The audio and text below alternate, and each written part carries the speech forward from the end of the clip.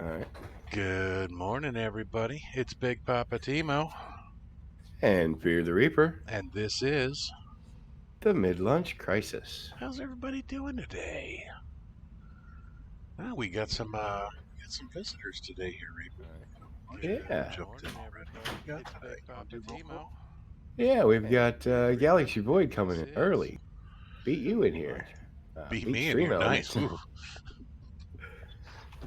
See, we got Rainbow Sprinkles. Good morning. And Charles Stuffed. Good morning, guys. Good morning. We got some space Gatorade going on there. Charles dropping off a cup of coffee. Thank you, thank you. Much appreciated. Much appreciated. Well, it is another fine day in the world, and we are back to where we all started, guys. We are Oh, playing some No Man's Sky today. Go figure. Go figure. And of course, look at this. Here's something that's actually very uncommon for Big Papa Timo. Inventory space. Look at that. I'm not all jammed up with stuff. Even Dora has some space left over. Look at that. wow. I know. We have room in the storage container to put all this stuff. We have room in the freighter to put all this stuff. Oh, Meanwhile, don't open the closet. don't open the closet. Don't, don't open the closet. We don't have any room in the ingredient storage, but I blame Hello Games for that one because they never did fix my cooking things. Never did finish my cooking things. I have all sorts of salvage data. What am I doing with so much salvage data? I don't know. Don't know. Oh, Galaxy Void got his new glasses. Oh, congratulations. Congratulations. You can see it These, yet? well, as you guys, I know you know, but for the rest of our viewers, if you don't know, Galaxy Void is colorblind, and he was struggling with that. So these new glasses uh, have a tint on them that's supposed to help him. Oh, very nice, very nice. All right, so for some odd reason, I have three Atlas Pass version 3s. I don't know why. I don't care why. It's all sorts of fun. I am not going to look in the closet. Not going to look in the closet. Let's go take a look at. Well, we found that lip again. Found the other lip. So apparently, Big Papa Timo can't walk through a doorway without getting stuck. Yeah. All right. Well, we have Captain Umarord. How's it going, Captain? You feel like getting spaced today? It's possible. You never know. You never know. All right. So when you talk to this guy now, I didn't realize that before. There's a prompt to transfer things from your storage to the freighter when you talk to the captain. I don't think that's new. I just think I didn't realize it was there before. Got a little nip nip growing still. Still got a farmer over here. He's just chilling out, watching the nip nip. Somebody's got to tend to the crops. All right, I am stuck on another order. So this was never really the case before. Walking around the freighter, you didn't have to jump as much. Now, I'll admit, I have not played No Man's Sky in quite some time. But I still have my living ships. I still have a baller hauler of all things. Imagine that. Still have Thumper. Still have Dora. Of course we still have Dora. But let's go take a look at our ships. And of course the other thing that we have to do is inadvertently scan something because it wouldn't be Big Papa Timo without that.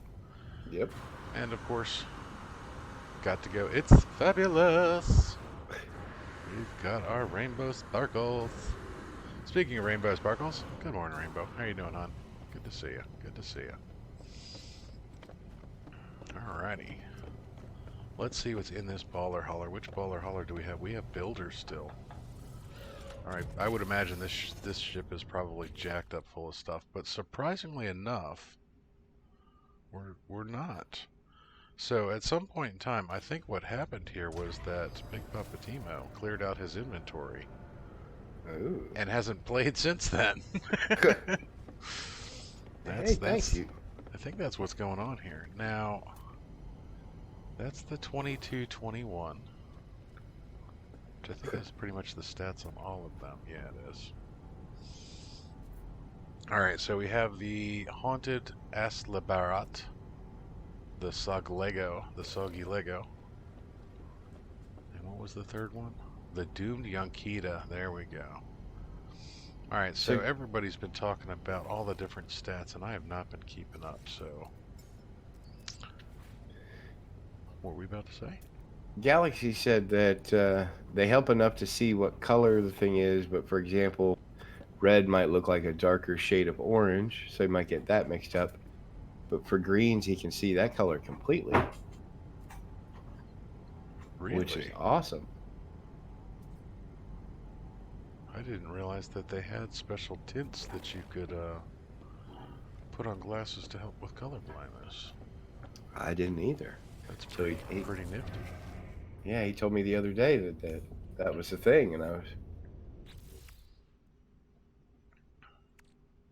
I have all sorts of friends that are colorblind, but honestly, everybody I know that's colorblind is completely colorblind, meaning they don't see colors at all. They just see grays. yeah. Everything is a grayscale to them.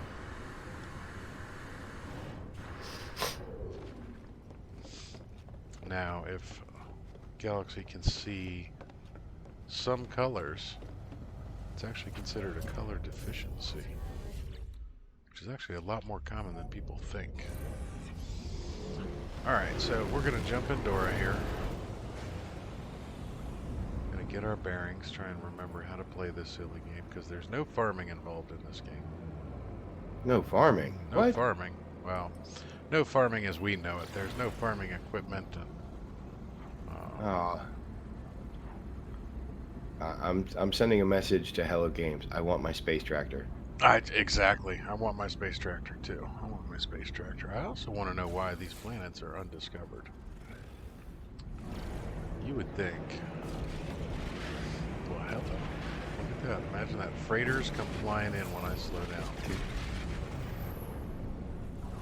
Galaxy Void said his vision is monochromatic. Monochromatic.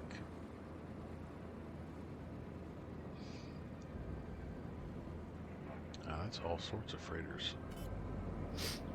Alright, large ship proximity. So I have all sorts of ships nearby that I can't pulse. And of course it just wants to take me right to the planet. I don't even know what system I'm in right now, honestly. That would explain why none of this is explored. What do you guys think? Should I go check out a planet, or should I go someplace else? I feel like playing Where in the World is Carmen Sandiego, and just let everybody decide. There's another freighter warping in. And Well, what another exactly? freighter warping What exactly was your plan for today? Yeah. in. As if. See, this is why I love Reaper, because he always thinks I have a plan. Yeah. All right. Yeah. You wanna hit that comment there, Timo, on Galaxy? I have Tritonamali, Deuteronomy, and Protanopia, which is green, blue, and red. Okay.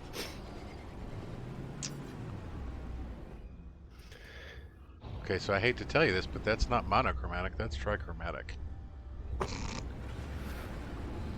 Because you named 3 colors, not one. Mono means one.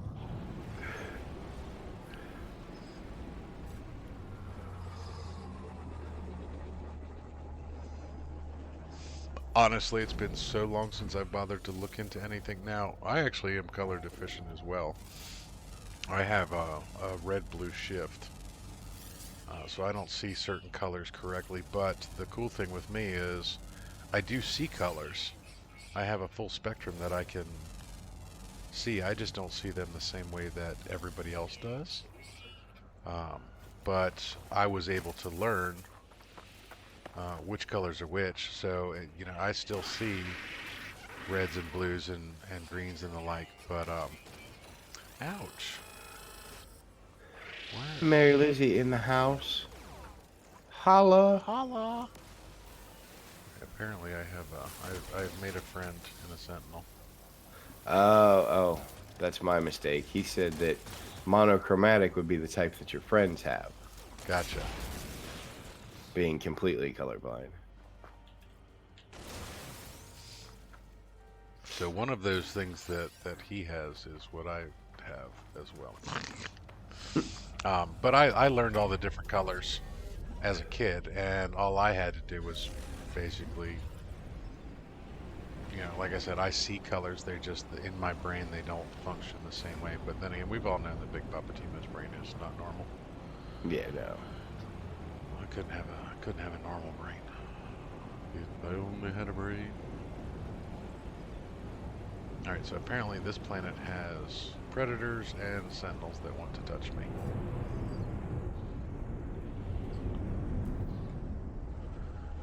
I'm flying way too fast. Holla! How's Mary Lizzie doing today? How are your hands doing, sweetie? Hopefully your hands have had a chance to rest up a little bit. I'm also realizing why I don't use this particular controller for games like No Man's Sky, because it has a horrendous stick drift when you squeeze the triggers. And No Man's Sky, you use the triggers a lot. Mary says she's got a rather large heated up rice bag on her shoulder. Oh, on shoulder. What's up with the shoulder today? Oh, he's a pudgy little fellow. Scan a rock instead of this critter. What's up, little guy? How you doing today? He's a cute little thing. Oop. Maybe I should take it off of Scatter Blaster. I have so many weapons right now, it's not even funny. Alright, Corvex's word for between. Mary said, show me on this bobblehead where the naughty sentinel touched you. Exactly. He touched me right on the bobblehead.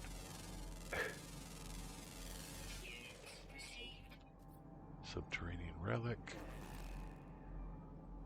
Knowledge stone. This is a horrible, horrible drift. Hey, predator.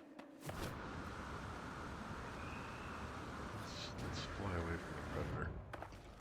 Okay, so apparently this planet doesn't want visitors today. No biggie, no biggie.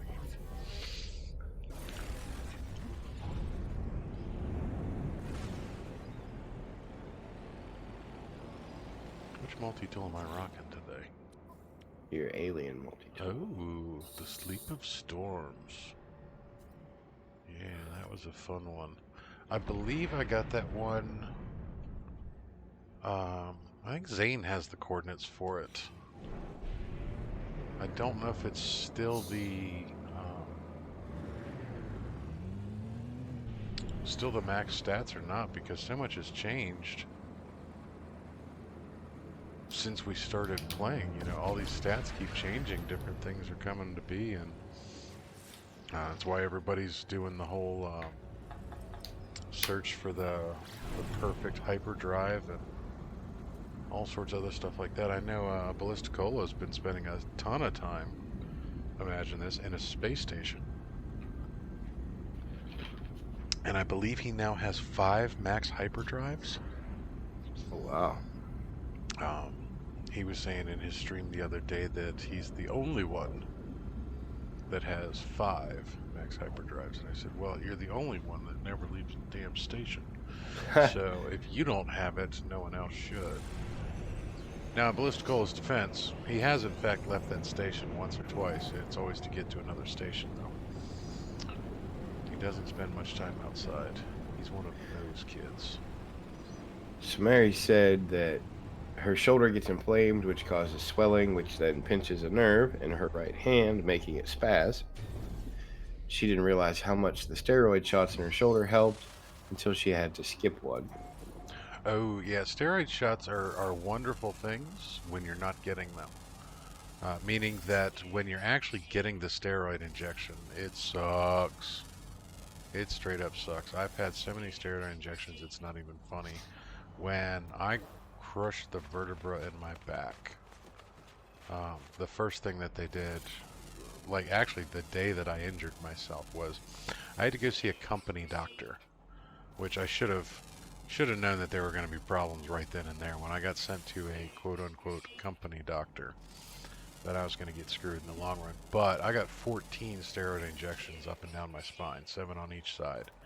And while I couldn't actually sit up straight, I couldn't even walk at this point in time because I have an L3, L4, L5 compression that's pretty much just pulped um, 2 of the discs in my back. I was in such pain and everything until they gave me the steroid injection. Now, when they gave me the actual injections, I wanted to punch the doctor in the face because they hurt. They are no fun. And they don't offer immediate relief either. It's not like right away you feel good. But pretty darn soon, the steroids reduce all the inflammation and everything, and whatever pinched nerves you have, the pain goes away. And it lasts for a significant period of time. But yeah, when they wear off or when you miss one and don't get one, that sucks. I'm sorry, hon. I am really sorry you're going through that. I can't use the cold numbing spray on you. It hurts more than the shots. Cold makes you scream. That's also unfortunate. That is super, super unfortunate. So Mary Lizzie is basically just falling apart. Yeah. But we love her. We're not going to take her out back like Old Yeller. We'll keep her around for a little while. A bit longer.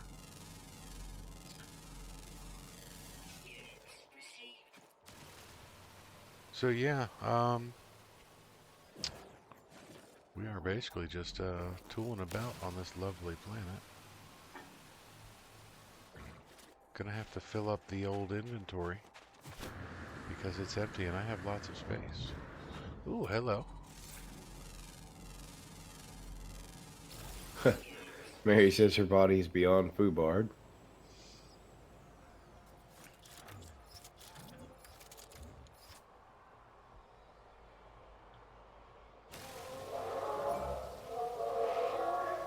So how are things going in the greater Johnstown metropolitan area?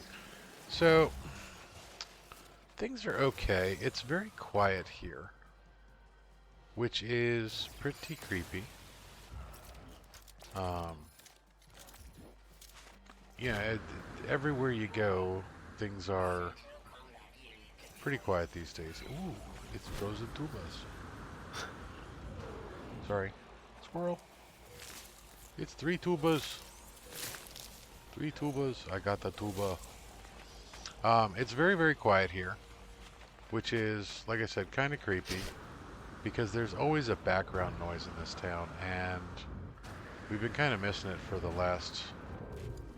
last week or so, 2 weeks, since the situation started. Um, excuse me, gonna scan a plant real quick. And without that normal background noise, like I said, everything just seems a little quiet and creepy. But living this close to the hospital, it's nice that it's quiet, because if it was loud around the hospital in these times, I would be very, very worried. Now, living 2 blocks away from a level 1 trauma center has its perks, but it also has its disabilities, because we now have 2 transfers at the hospital that they've brought in from elsewhere with the Captain Crunch. And I get the feeling we're going to have more. Now I know... Ooh, I landed on a tuber. Look at that. It's a tuba. Get the tuba. I don't know why I pick up frozen tubers, guys. I don't do any cooking. It's just the thing about the tubers. I think as we move forward with a lot of things, that we're going to get a lot more transfers. Hopefully everybody does well, and hopefully everybody gets better. But you never know. You never know. So, but Yeah, everybody here in the house is doing good. The little one is back to normal. She is chatting up a storm today. She woke up at 8 o'clock this morning talking and has not shut up. Now, for me, it's not that bad because she doesn't follow me around talking all of the time, but my poor wife, she just follows her around to every room and yap, yap, yap, yap, yap on everything. All right, so let's go ahead and look at some stuff. see, I have some concerns up around this way. Um, People are acting like nothing is wrong. Mm-hmm. So people are going about their normal lives, going here and going there. Um, when I did have to go out the other day, uh, the grocery store was pretty busy. Mm-hmm. You know, and there's been been several cases popping up in this area, and it doesn't seem to bother anybody. Well, until it actually becomes real for them, it won't bother anybody. Now, here's the thing that bothers me, other than the fact that I just warped into a freighter engagement. That doesn't Mm, bother me. I kind of knew that that was going to happen. Um, one of the things that bothers me is people's general ignorance on a lot of things. So, the good old wash your damn hands, you figure that would be a pretty good indicator to people to do things different. So what we have around here is we have a bunch of people like at the supermarket my wife works at. There are a ton of people that come in wearing masks and gloves. Great, they're taking some form of precaution. I like that. I appreciate that. But gotta point something out, guys. You can wear gloves all day long. If you touch something in gloves and then touch your face and then this is touch something else in gloves and then touch your face and then touch your keys and touch your cell phone and you're still wearing the same pair of gloves, this is what we call cross-contamination. And cross-contamination, really, the only thing that you're saving by wearing the gloves is you're not having things pass through your fingers. You're still putting it in all the bad places that you're not supposed to. So people are just plain old dumb. And the next person that I see wearing a bandana or a dust mask, I'm just going to tell them that, cloth has a 97% penetration rating. That's right, 97%. So you're blocking like 3% of things because they accidentally hit a cloth fiber. yeah. And Um, guess what you're not blocking at all. well, you might block a tiny bit of it because it accidentally hit a cloth fiber, but you're not stopping or even slowing down anything. Um, but see, around here, people are kind of taking it seriously here. Mainly because we had a couple things happen, like with the teacher that came in that one day and scared the bejesus out of everybody early. Um, while I still think that that teacher's a moron, and it was totally unnecessary, and everybody kind of like overreacted to it and everything. What it did do is it put it in everybody's mind that this is in fact a real threat. Um, so around here, people are taking it a little bit more seriously, but what I'm starting to notice is, we're 2.5 weeks into social distancing and everything else like that. People are starting to forget already. Yeah. They're like, well, it hasn't happened to me. Nothing's going wrong. Blah blah blah. People are unfortunately very forgetful that a 14-day incubation period means, hey, guess what time it is? It's that time. That's a pretty freighter right there. We had to have a talk. We had to have a talk with my daughter yesterday because Rent a Child went home. She went home Friday. Now she had all intentions on coming back, and that was fine. Her mother wanted her to come home for a couple days. Understandable. I mean, she's been here for weeks. Yeah. But then we found out that they had scheduled visits to her grandparents and her aunts and cousins, and um, we when my daughter told us that yesterday, I said, "Well, She's not coming back. she's not coming back," and this ensued But in a Dad. yeah. There was lots of crying and yelling, and I talked to Rent a Child's mother and basically told her, "Look, it's bad enough that she's working. She works at a truck stop, so she doesn't get to stay home. Hmm. It's bad enough that you're potentially exposed every day, and now you've exposed your daughter, who is in turn going to expose us." Hmm. I said, "But this stay at home order is there for a reason, and if you're going to take Rent a Child out and visit all of the people, then she can't come back." Uh, so her mother made the decision to allow her to stay home. So they didn't go and visit everyone. So we are allowing her to come back. Well, at least there's that. Well, I believe I told you before. There's the schoolwork issue where they don't have her Rent a Child doesn't have internet at home, Hmm. and also doesn't have a school issued Chromebook because we couldn't sign one out for her. Gotcha. So in order for her to do the mandatory cyber school, she has to come here. Understandable. Now, Uh, I actually do. I want to address something that you had mentioned last stream. You were talking about mortality rates yes. and how Pennsylvania is showing a 100% mortality rate. It's a little bit of a misnomer. After you said that, it struck me as really, really odd. Um, so I did a little research, and sure enough, that the numbers as declared to the Johns Hopkins study, that everybody that goes into the hospital with Captain Crunch is basically coming out dead. That's not true.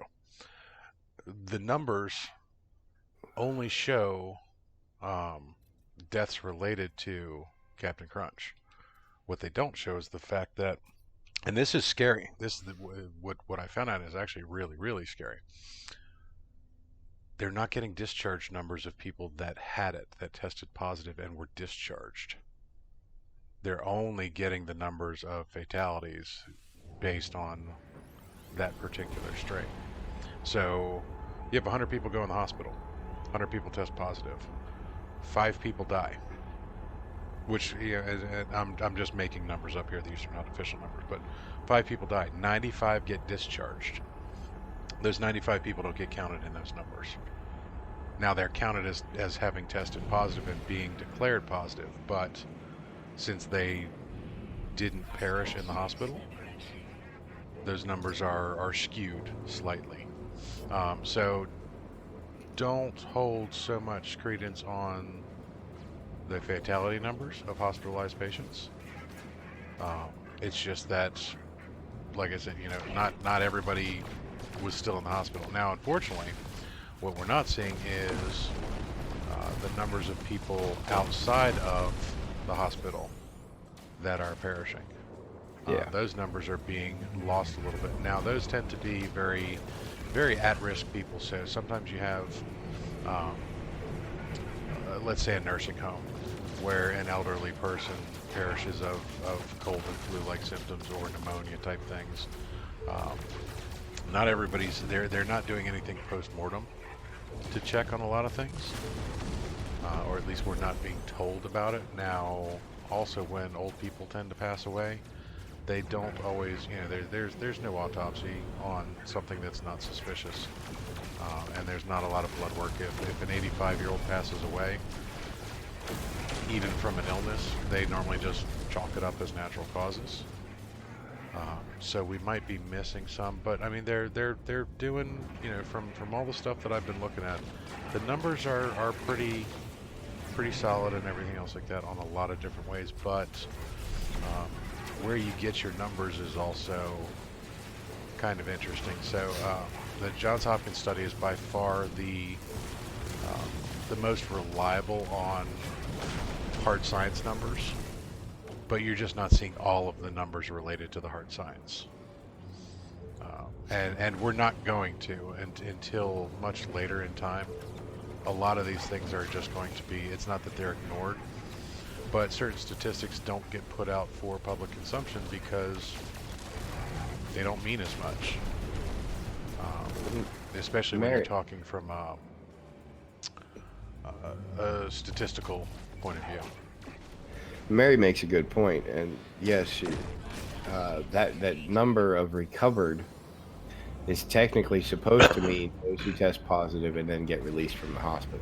That's what that number is there for. However, um,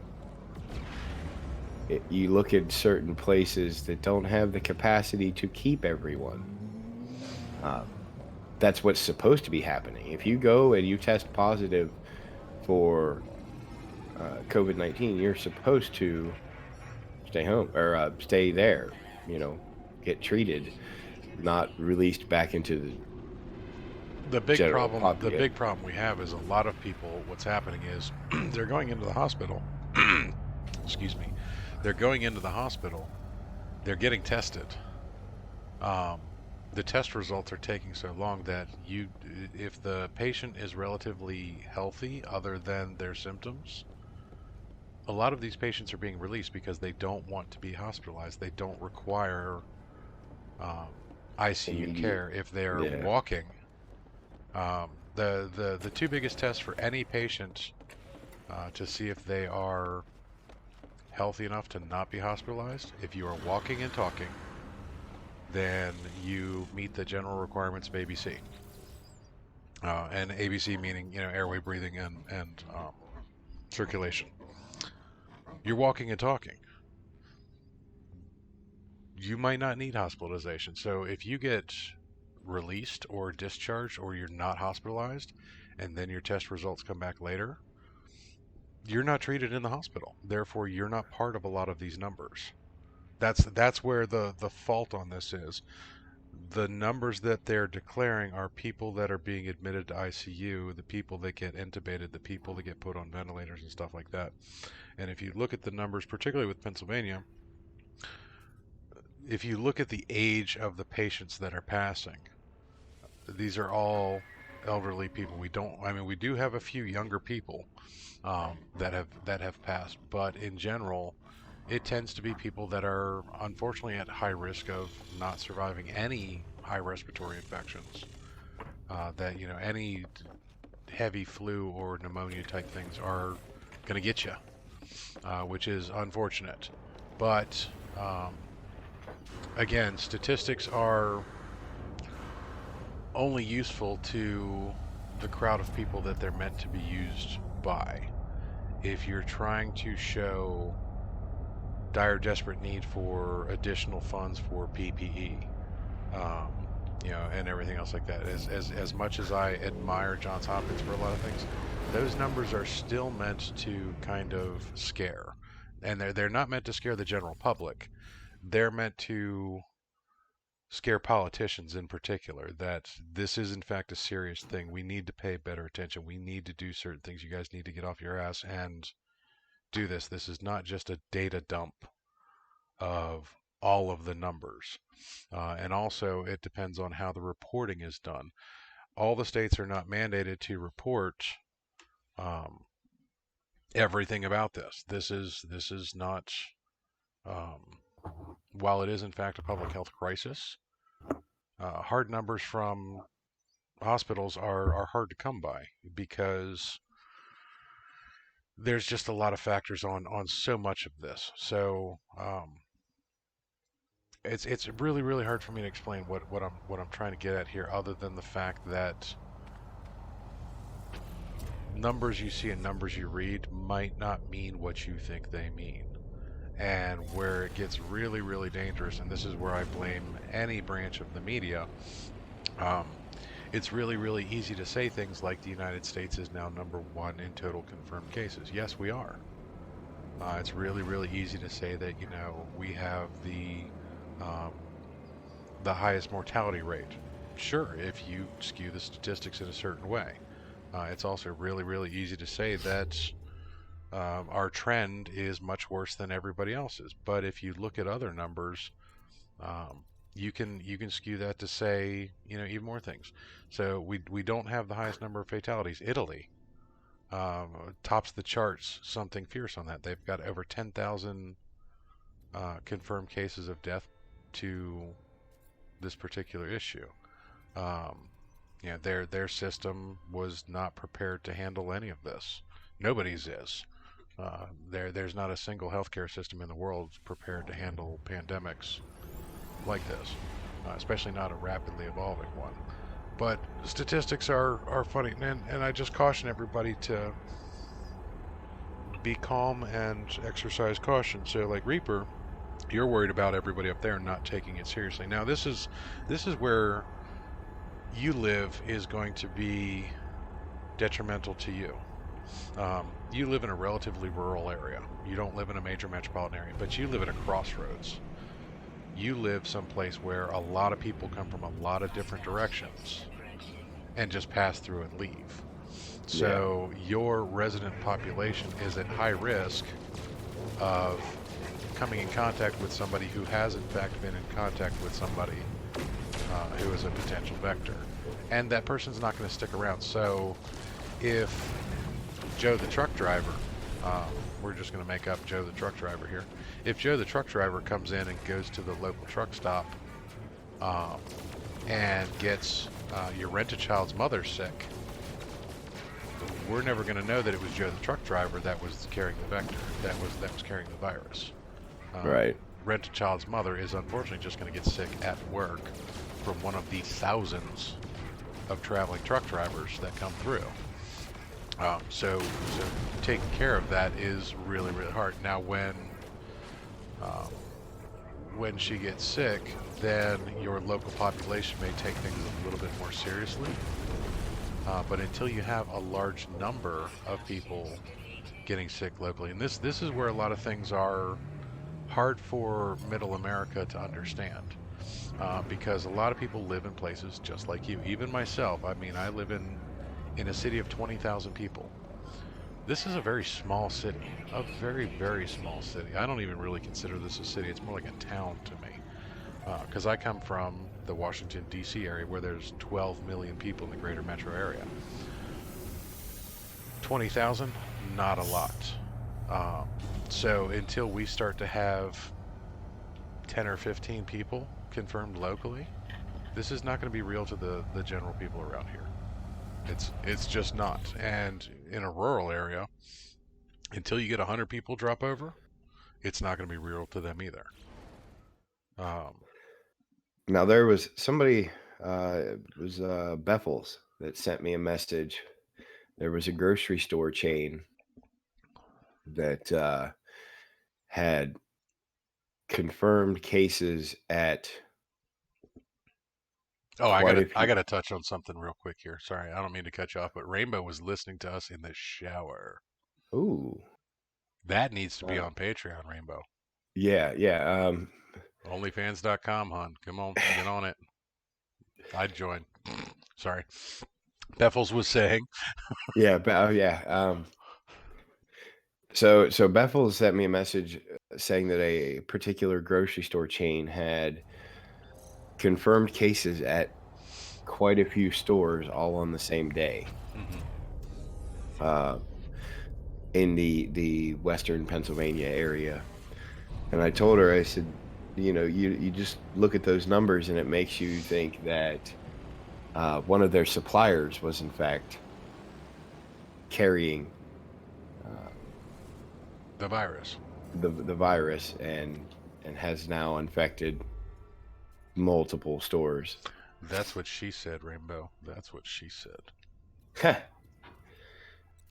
Speaking of chat, we need to Catch up on catch up chat for here. a minute there. I'll look for another system to go to. Put the phone up. Mary said that now the pain clinic, they fill a lot of her meds, is filling her scripts 3 months at a time, so they aren't expecting to see her for a few months. That's good and bad. Yeah, It's good that they're giving you 3 months supply. That's super cool. it's bad that they're thinking they need to give you a 3 month supply.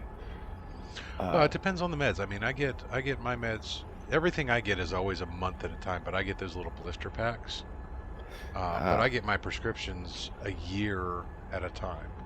So like when I go to the doctor, he gives me 12 months supply of different things, and I can actually get them filled by the pharmacy um, for up to 3 months at a time. I can get a 90-day supply.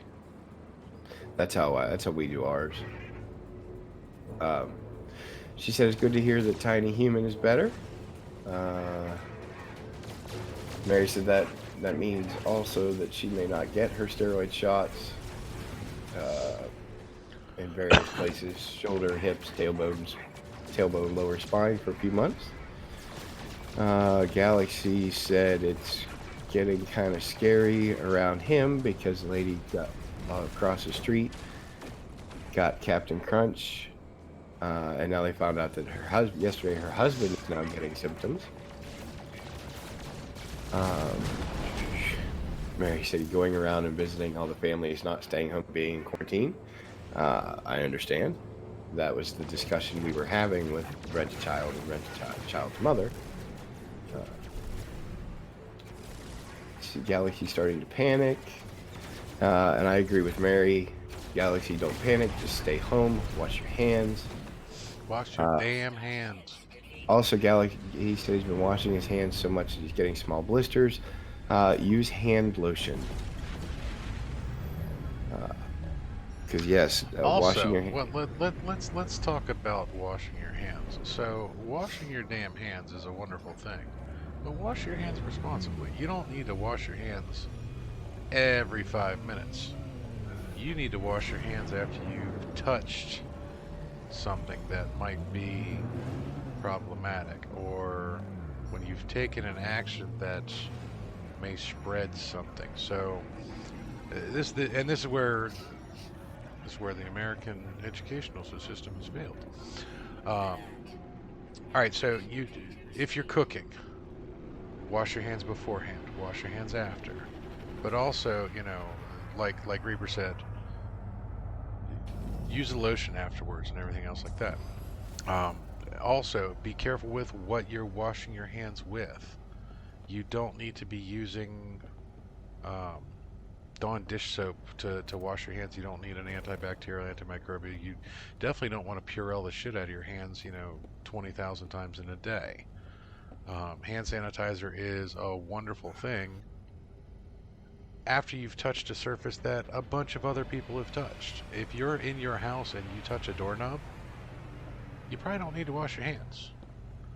If you go uh, to the grocery store and touch a doorknob, wash your damn hands. But you've already been exposed to everything in your house quite often. Now, if a member of your household is going out and about and they have to deal with the general public and everything else like that, the surfaces that they come into contact with, you need to be a little bit more leery about, like your door handle. If mom and dad are coming in and out and they've got to go to work and they see 40 or 50 people in a day that they're exposed to, then yeah, be a little bit more cautious about that. But if mom and dad are quarantined at home with you and nobody's left the house in a week, and you touch the doorknob on the inside of the house, you don't really need to wash your hands again.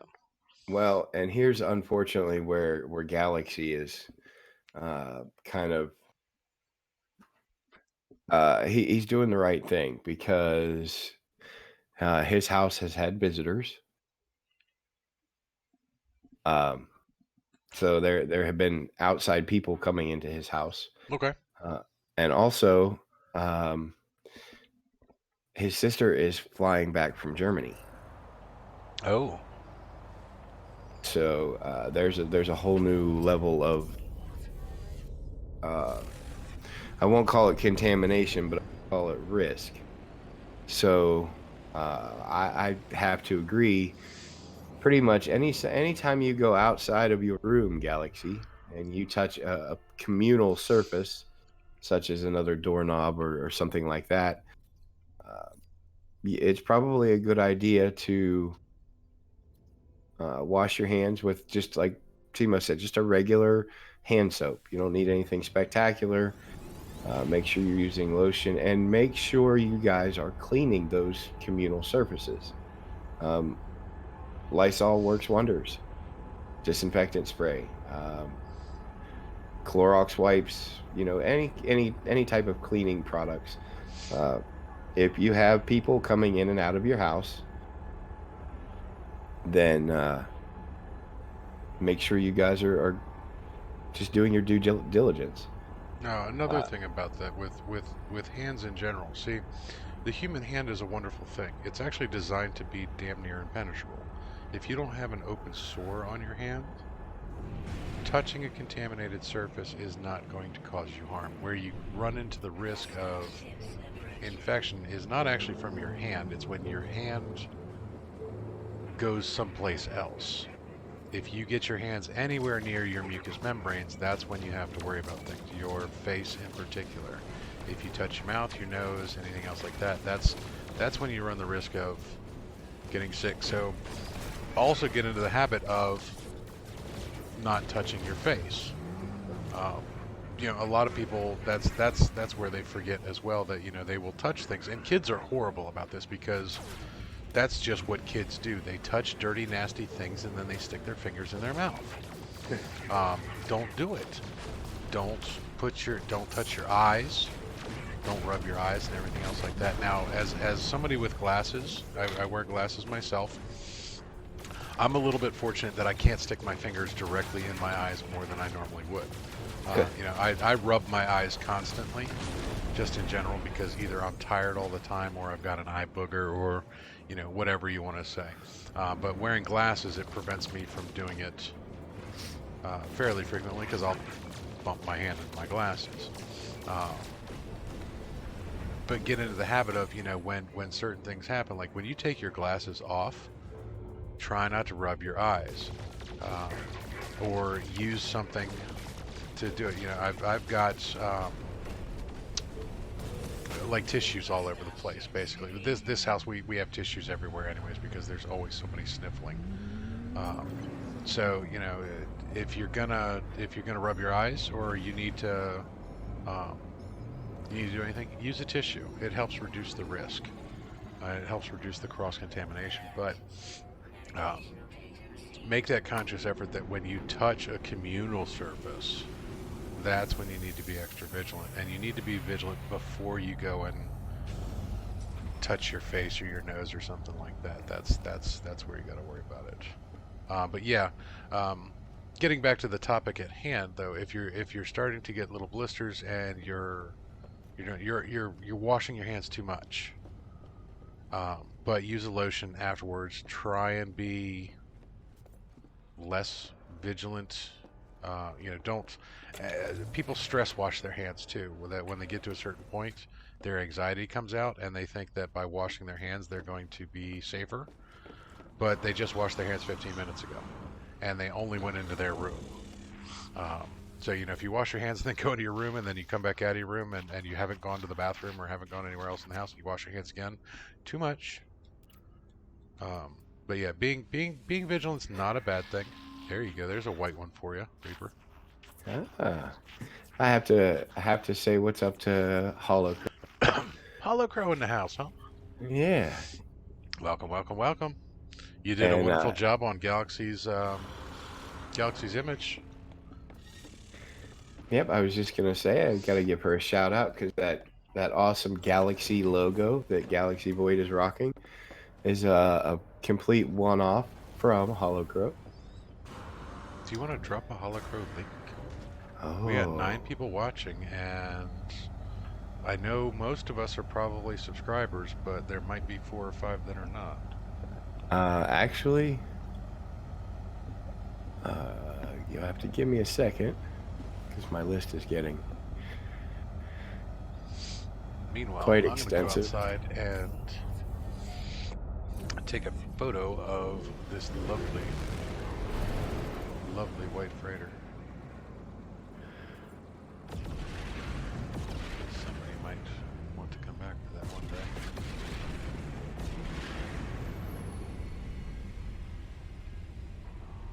That's a pretty one. Should probably get a little bit above the asteroids.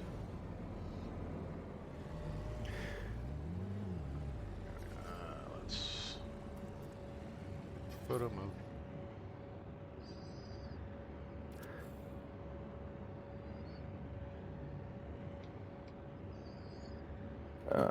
You know what? YouTube is being. The tubes of you are being dumb. While you're doing that, let me go ahead and check this out. She's getting a test and then staying away from us for a while. Love it when you call me Big Pop. Thanks, Holocrow.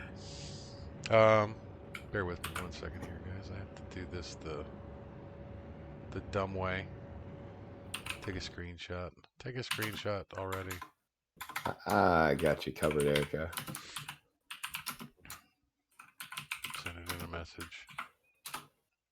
Who do I want to send this to? Let's send it to Lieutenant Dan. There we go. Thanks, Lieutenant Dan. Lieutenant Dan.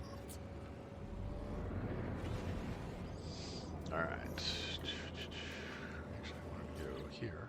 Reload the autosave again.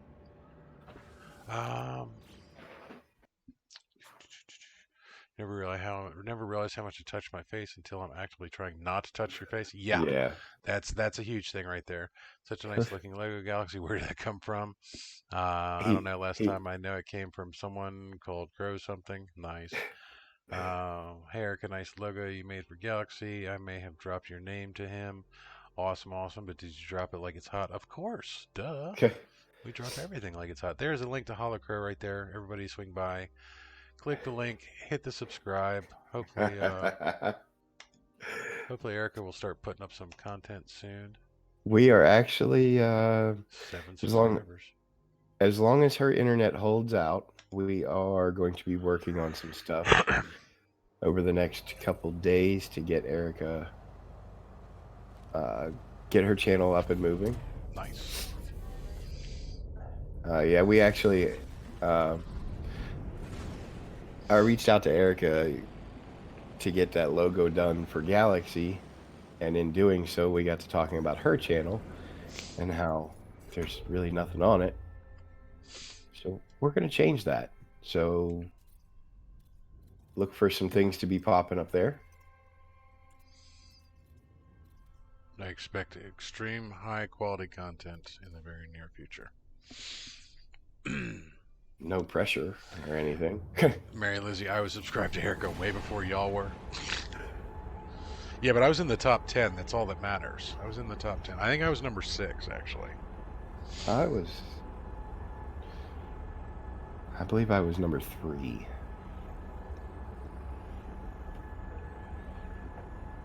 So, aspiring streamers. I also got to put this little thing out there. Again, a warning to all friends and family. YouTube has throttled videos back to 480p. That's standard definition. That is way, way low. Facebook is having issues with their servers because so many people are online right now. So many people are doing stuff. And so many people are actually streaming live content. Now, most of it is just people streaming to socially interact because they have to do it from a distance. That's great. But I do have to caution you. With great power comes great responsibility. Just because you have the ability to stream from a mobile device doesn't mean you should. Yeah. If you have nothing to say, nothing to do, don't waste the bandwidth on your cat running around the damn living room. Now, if it's a cute cat doing cute things, that's fine. But, like, if you're just going to sit there and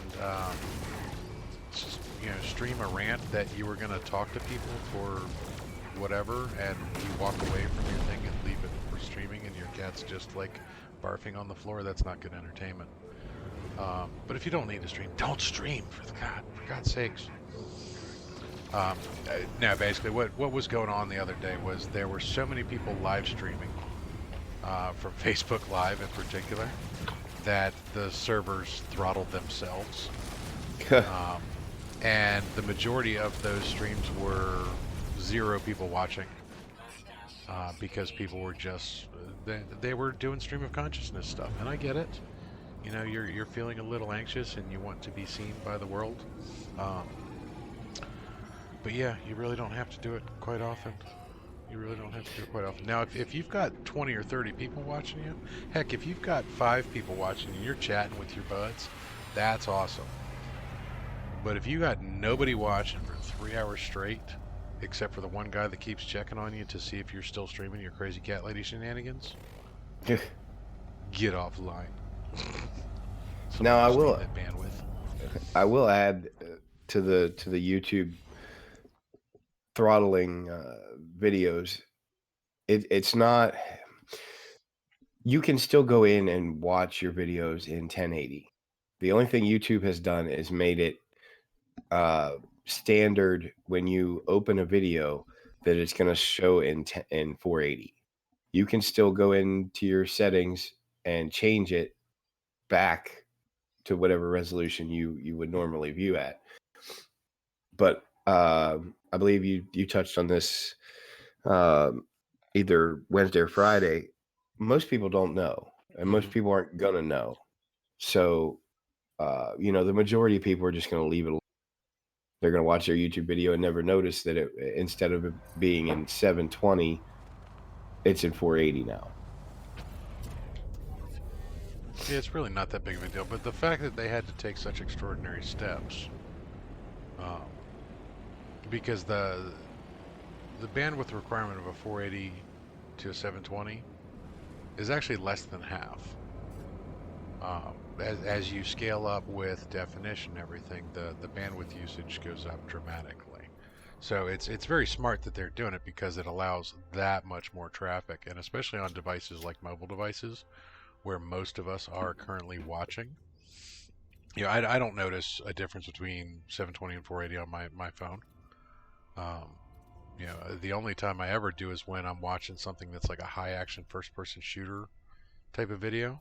Yeah. But somebody sitting there chatting with me, you're not going to notice the difference on your phone. On a 2-inch by 2-inch screen, doesn't make a difference. Now, on watching YouTube on my TV, my daughter noticed it right off the bat. So she was watching some of her kids' videos, and she's watching on a 48 or 42-inch screen TV. She's like, "Daddy, why does YouTube look like crap?" And I'm like, "Oh, change the video settings real quick." And it looks fine now. And she doesn't care at the moment. But yeah, my 5-year-old noticed first. But that's mainly because she watches a lot of YouTube on a large screen TV.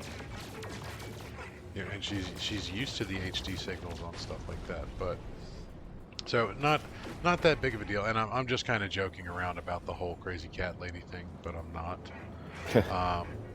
Mainly because I think it's funny that some people out there, it's not really funny because it's actually a lot of people are so anxious about all of this going on that they feel a need to have some form of visual representation of themselves be seen, even if it's not going to be seen. That they're so worried because they're used to being out and about seeing people, and since they're not getting that social interaction, they feel that people are going to forget that they even exist if they don't have a video of it or something like that. Now, like a lot of my friends, I have friends all over the country, all over the world, not just from playing video games and stuff like that, but like Rainbow and I do the LARPing stuff. So a lot of members of our community, we have friends in New York, we have friends in Illinois, we have friends in Ohio, we have friends in Pennsylvania, we have friends in pretty much every state of the union. And this is the time of year that we're used to starting to see each other in person again. And we're were not seeing each other. And some of these large groups in particular are used to seeing each other a lot, where they travel to a lot of different events together, and they're missing out on that. So what a lot of these friends are doing is they are coming together and doing live broadcasts from individuals' houses. So like um, a friend of mine and his wife were live streaming them cooking, and a bunch of their friends could come in and chat with them while they were cooking in the kitchen. That's great. That's social interaction at its best. Um, and then another friend of mine, he's a musician, so um, he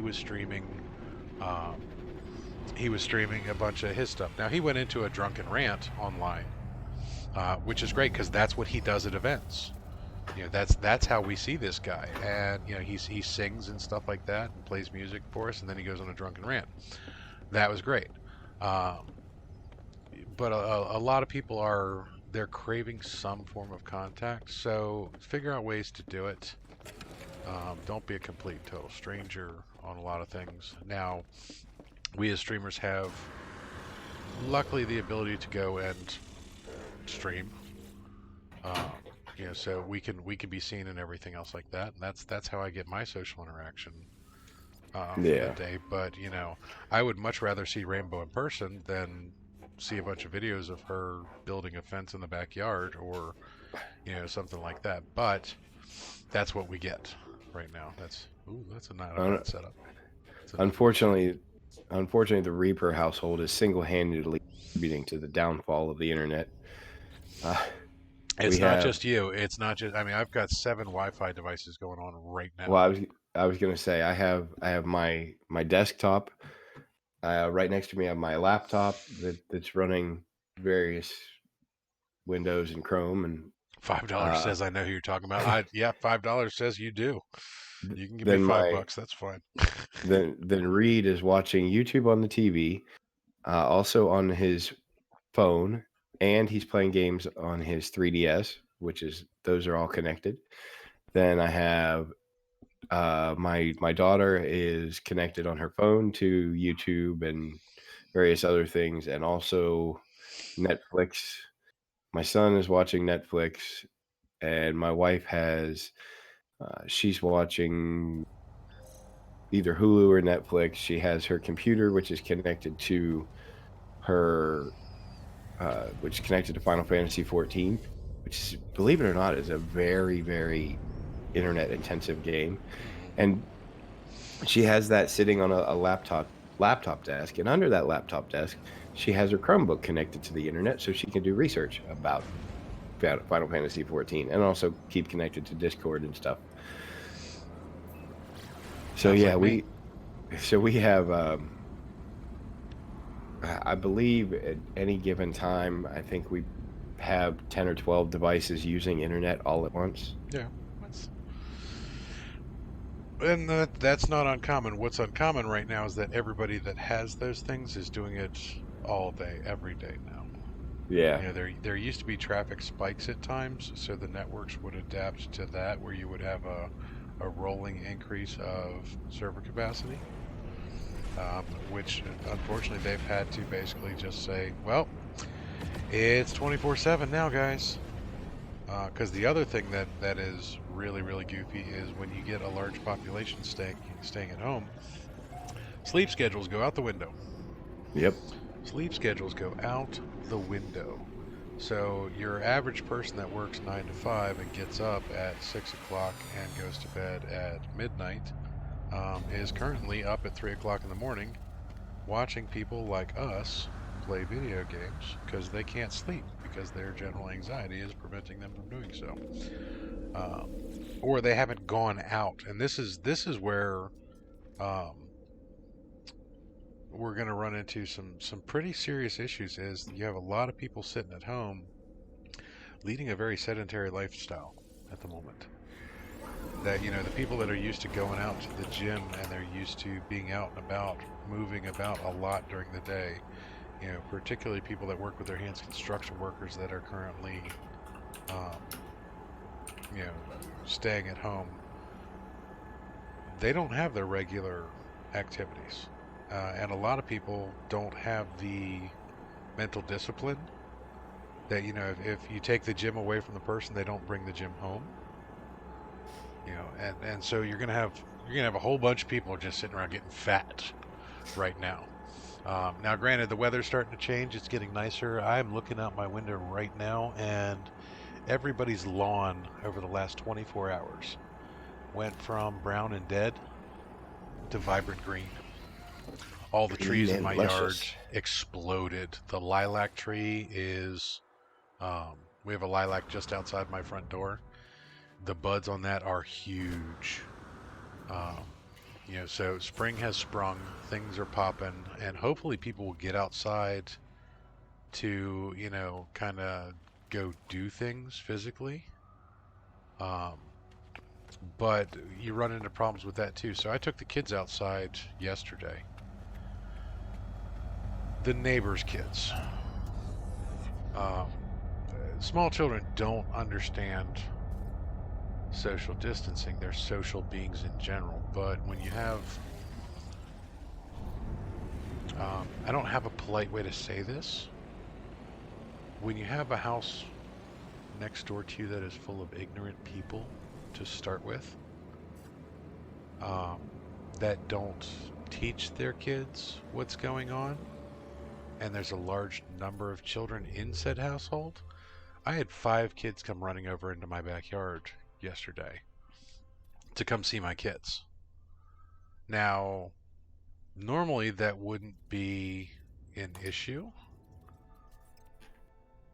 but 2 of the people in that household are like you were saying with rent a child's mother, um, at risk. They are constantly seeing people. They're constantly touching people. They're constantly being exposed to new people, and these people don't really believe this is a problem either. So they're not taking any particular precautions. They haven't taught their children to take any precautions. They haven't taught their children to distance in any way, shape, or form. And these kids are not the cleanest kids to start with, so they're always touching dirty things and putting it in their mouth. And then they want to come over and play with my kids. Yeah. So I have a problem with that as well. So I'm trying to shoo these 5 kids, and then of course my kids get upset because they want to play with the other kids, because that's what kids do. And I have to explain to my kids that go through the whole thing, that this is why. Um, yeah, and I hate having to turn those into the learning experience things. But it is what it is, as long as we can help prevent the spread of the dirty kids next door. All right. With that, I'm gonna start catching up on chat here. Catch up on Uh, chat. Hollow Crow says, "Don't get those hopes way up about the content on her channel." Uh, and as far as internet goes, she said 480p is tough on her internet anyway. But to be fair, her internet is terrible daily. However, it does seem worse. They can't access Netflix, and she only runs her downloads at night. Um, Mary said we've got several more weeks or months of this. Charles says the best thing he's found to do is wipe your face with a warm to as hot as you can stand to wipe your face with washcloth. And I've taken to doing that as well, especially with the eye infection that seems to not be going away. I'm having to do that quite a bit. Warm compresses on the eyes. Yeah. Mary said she's never seen so many people in her neighborhood take up jogging. Still cold and windy in Mary's neck of the woods. Yeah, that'll change soon enough. It'll be warm and windy soon. Erica said photography for the win. Mary said, did you hear about the people in DC going out to see the cherry blossoms? No, I did not. But it doesn't surprise me. No, cherry blossoms are always a big deal in DC. Now the thing about DC is, as long as certain things are closed down in DC, which they are right now, like all of the DC's a weird city. DC does not have a large indigenous population near the tourist stuff, so there's not a lot of people that. Shit, it's an A34-9. Um, there's not a lot of people that live near the cherry blossoms, and there's not a lot of people that live near the Smithsonian. And um, so when you go places like that, it's a perfect place to actually go social distance because when you walk around the Smithsonian Mall, the National Mall, it's just acres and acres of wide open land. And as long as you can't go be around a bunch of people in the museums and the like, there's really nowhere to go to have a lot of people in contact with, except for those locations. So the cherry blossom's not that bad of a thing. Um, Now, when you get out and about, you go places like where the National Zoo is. There are a lot of residents around there. We get into, like I said, DC is just a really weird city. Um, it's not, it's not a city full of people, especially not in the center. Now you have where all the politicians are and everything else like that. Yeah, there's a ton of people in the capital there, but in and around the surrounding area, not so much. That's a pretty ship. That's a pretty ship. That's not a bad layout either. It's not the best, but I actually wanted to compare. Dang it. Let's compare. Gotta compare ships. Um, So Go ahead.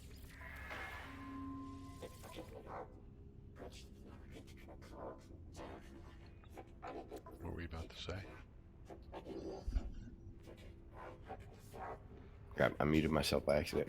Um, the news story says that there was a certain solitude about walking through the cherry blossoms, but Thursday the solitude vanished. Throngs of sightseers, runners, photographers, people with dogs, people pushing baby carriages, and even a police officer with a camera showed up. Virus warnings or not. Uh, as a result, the district and the National Park Service essentially shut off access to one of the city's most historic and hallowed events.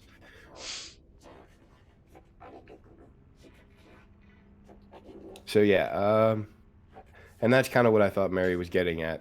Yeah, uh, See that people that just that's all fine and dandy, but see, if you've never been to DC, it's hard to picture this. Um, there's no way for them to stop people from seeing the cherry blossoms. They're everywhere along the Potomac. Now, what well, they're probably talking about is the walkway between the Jefferson Memorial and the Lincoln Memorial, which is the walkway where the original trees were planted, and that's where everybody goes for that picturesque thing. But there are literally thousands of cherry trees along the Potomac River in right, DC. There's so many yeah, places that people could go now. The Cherry Blossom Festival and the Cherry Blossom Parade being canceled, not surprising. yeah, they're actually referring to that area. There, I guess there's a annual event there Yes, as the well. Cherry Blossom Parade. The annual rite of the cherry blossoms. Hmm. Um, A rededication of the trees. So the cherry trees that are part of the Cherry Blossom Parade were actually a gift from Japan. ah, Um, and this is a very, very old gift. We've had these trees for quite some time. They are not native cherry trees. They are Japanese cherries, um, and they're beautiful. Um, as a lot of things go. So there's a rededication every year, reaffirming the bond between the United States and Japan, um, and that's what the cherry blossoms symbolize. So canceling those things, yeah, totally get it. Um, yeah. So apparently, what happened was, even though eh, pretty much everyone told them to stay home, and amid all the virus warnings, hundreds of people showed up, crowds of people. The exact opposite of what we want to be doing to to slow the spread of this, crowds of people showed up in this, so they actually shut it down. You can't go in there now. All right. Well, again, this is all right. This is where I have kind of a problem with certain things. So that's an overly sensationalized headline because, again, hundreds of people showing up for this is like having 100 people stand out on a football field. You can be 50 feet away from the nearest person, and you can still easily fit 100 people on a football field. This is literally that area that they do this for is literally like 10 acres of land. Yes, but there aren't 10 acres of walking paths. Walking paths are what, 6 foot wide No, at no, most. no, no. This is you. I'm looking at pictures of it right now, Timo. I've been I, there I'm though. you're on a sidewalk. Sidewalks are not football field sized. No, but right behind where that sidewalk is in fact one of the largest football fields in the world. Basically, the National Mall is like Central Park in the middle of DC. So your photographer is taking a picture from the sidewalk towards the riverfront where all the trees are. Directly behind that person is 180 acres of wide open grass space. They're not all. I mean, they. When you take photos, you try and cluster subjects into them. Now, granted, yes, social distancing is still a thing, but you can easily keep 6 feet away from your nearest companion down there when there's 1,000 people down there for the cherry blossoms. Um, Again, though, yes, practice social distancing. But what I'm saying is, if hundreds of people showed up for this thing where there's normally thousands of people, it's not as bad as they're making it out to sound. Um, but yeah, I understand trying to shut something down and everything else like that. And yes, we do have to take these things seriously. But what I'm trying to say is, if you want to go see the cherry blossoms in DC, you can do it safely with 100 feet between you and the next person, very easily. It's very easy to do. Um, but again, you also don't need to travel to go see cherry blossoms. That's the bad thing right there. If you're supposed to stay at home, going out to see flowers on a tree is a no-no. We'll just stick with that. All right, I'm gonna pull something up here real quick. Let me you Googleize something.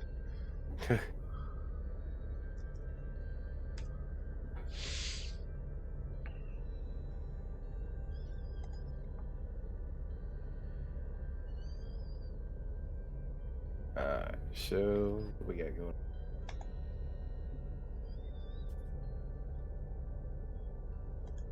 Actually, now I'm kind of curious as to what images they were using. What did you pull up for that? I'll drop you a link to one of the articles here. A second.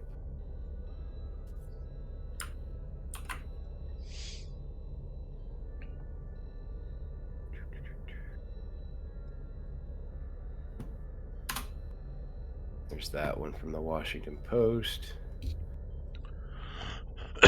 Excuse me. Sorry, we're gonna you Googleize stuff while on stream here.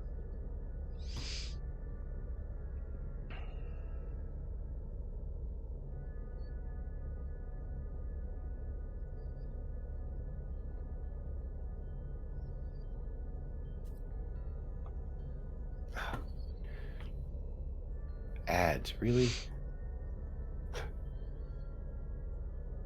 All right, so I'm looking at the picture you were talking about where you can see the sidewalk and everything else like that. So where they put this police line up, I can actually see why that might look concerning and everything else like that, because it is a walkway. The photographer is actually in the road. They're standing in the road looking at two police officers standing on the sidewalk with the police tape. If you look in the background of the picture, you can see there's the actual sidewalk, and then there's the gravel path off to the right. What you don't see is off to the right of that is a huge grass field that heads towards the Lincoln Memorial. Off to the left would be the Jefferson Memorial. That would be like 3 o'clock compared to this facing of the picture. Um, I like the fact that the photographer is actually standing in the road. Um, but So yeah, they're calling the area they shut down Tidal Basin. yes, and what the tidal basin is it's the walkway between the Lincoln Memorial and the Jefferson Memorial. It is the pathway that goes right along the river's edge. Now, there are walkways on both sides of the street, and there is a street there. There's a road there. So on one side of the road, on the left side of the road, is the river side.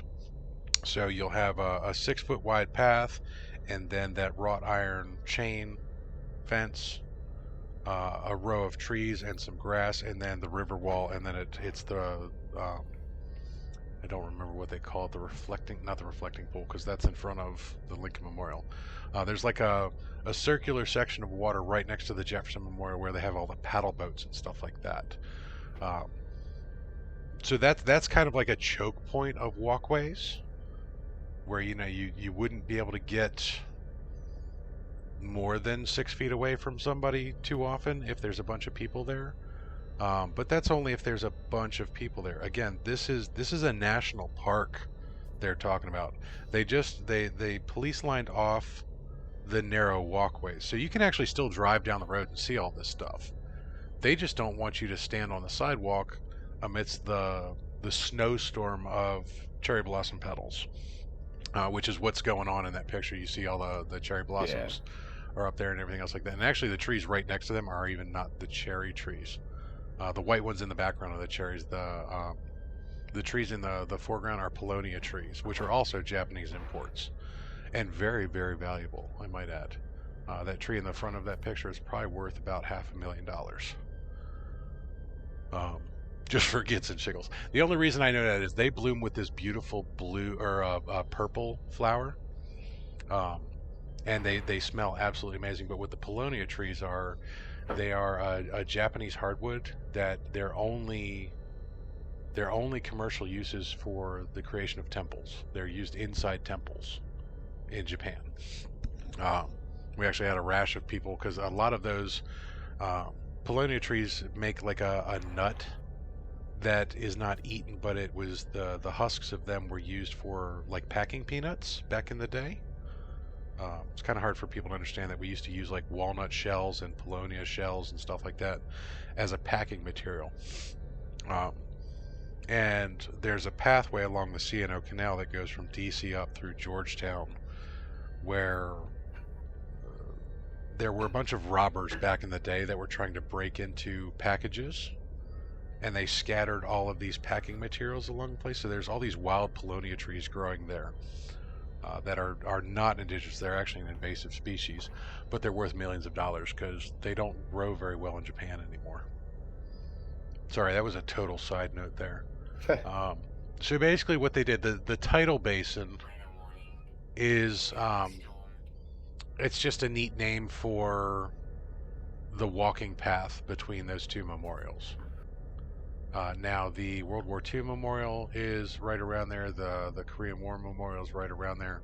There are, in fact, a lot of things to see and do down there when it's not social distancing time. But the National Mall is actually set up to handle large groups of people and not have you bumping into everything. I actually want to. I'm going to send you a link from the other side. Actually, just Google Cherry Blossom Festival. While we're doing that, I want to say Bixler in the house. Scott Bixler in his house.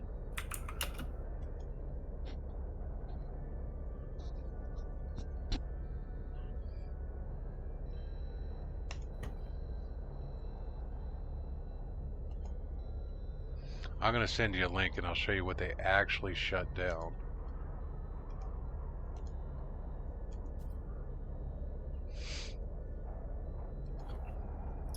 Hopefully that, yep, that came up the right way. Yeah, that's what I was gonna. I found a similar picture.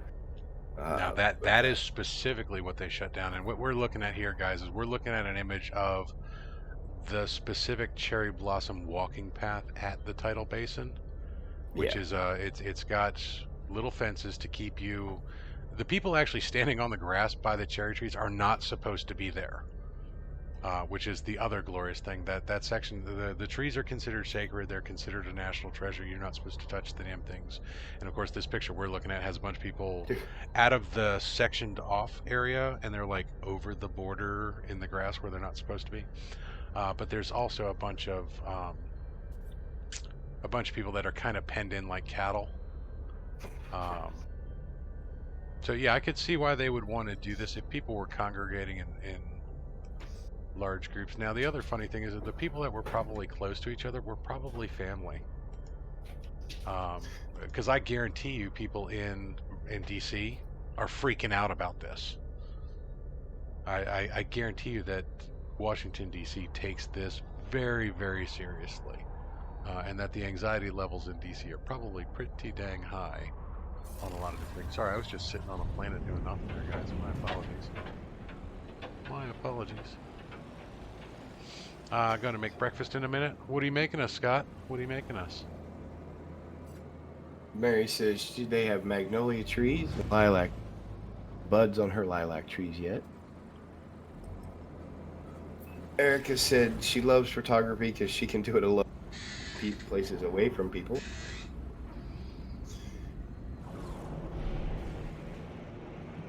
Yeah, photography is good for that. Photography is definitely good for that.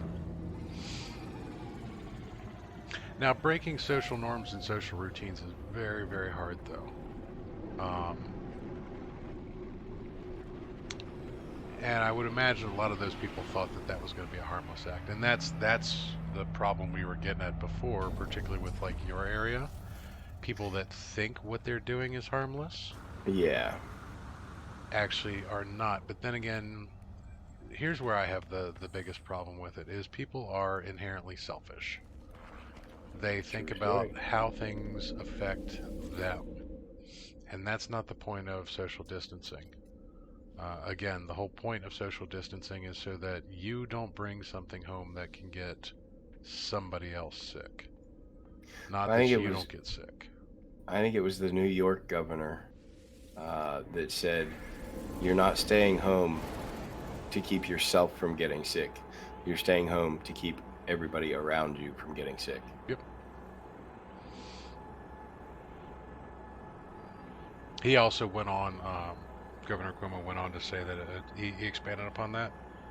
He basically said you're not doing it to keep you or your husband or your wife from getting sick. It's from getting your neighbor's grandma sick and all that. He's like, we want to see Granny for Christmas next year, and not just yours, but everybody's grannies. I hear giggling. Uh-oh. I think Rent a Child is back. Rent-a-Child has made her triumphant return. Yeah. Give me just a minute. I'll be right back. I'm gonna go dunk her in hand sanitizer. Nice. Hose her down. Hose her down.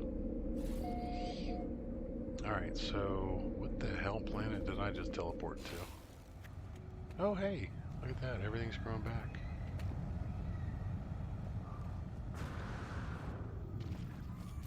Oop, wrong button. Oh, okay. It has not been that long since I've been here, and yet all of these plants are unidentified again. And inside my building.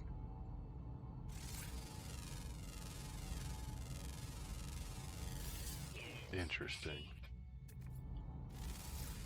Interesting.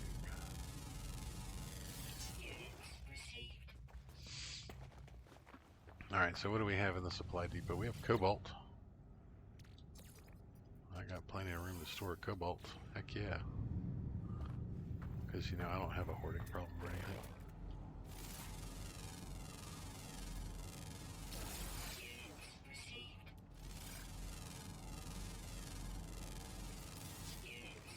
All right, so that was actually not Rent-A-Child coming back.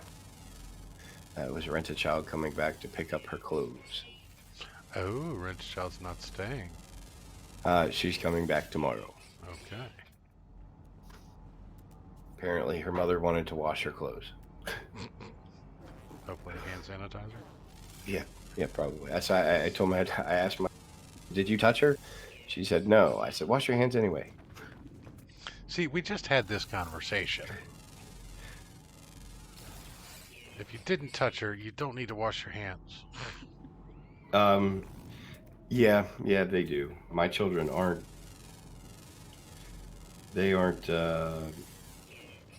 taking the wash your hands as seriously as some. So, telling her to wash her hands, it's not like she just washed them 15 minutes ago. Just hose them down periodically. Yep. Yeah, decon, right, Mary? That's actually when I was talking to my daughter yesterday after the crying and everything had subsided. Um, I told her that Rent-A-Child could come back, but she had to strip down into her underwear in the garage and use the hose and the dish soap and everything, and then she could get dressed and come in the house. That's funny. Mary said, but is she telling the truth? I don't know. I'm assuming not, because literally those two couldn't see each other without hugging ever. It happens. It happens. What? Didn't And, do and it. that's not, now that's not to say that my daughter is lying when she says she didn't. I would assume that, Rented House showed up, they hugged a little bit, exchanged all the things, and my daughter didn't even think about that.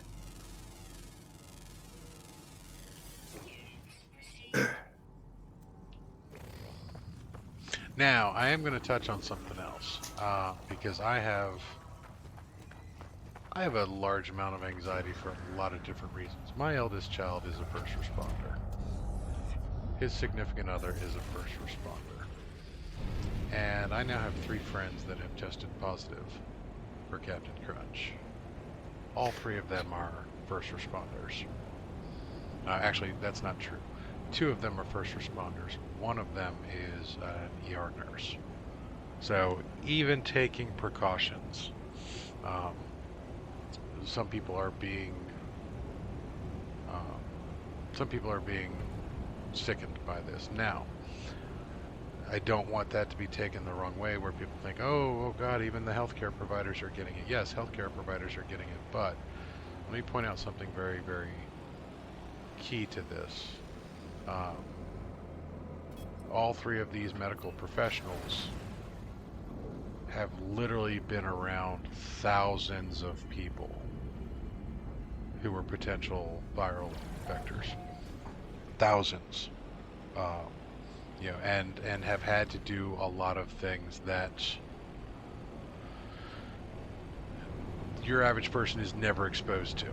Meaning that, they are coughed on, vomited on, sneezed on, shit on, you name it, they've had some kind of nasty fluid put on them from some way, shape, or form.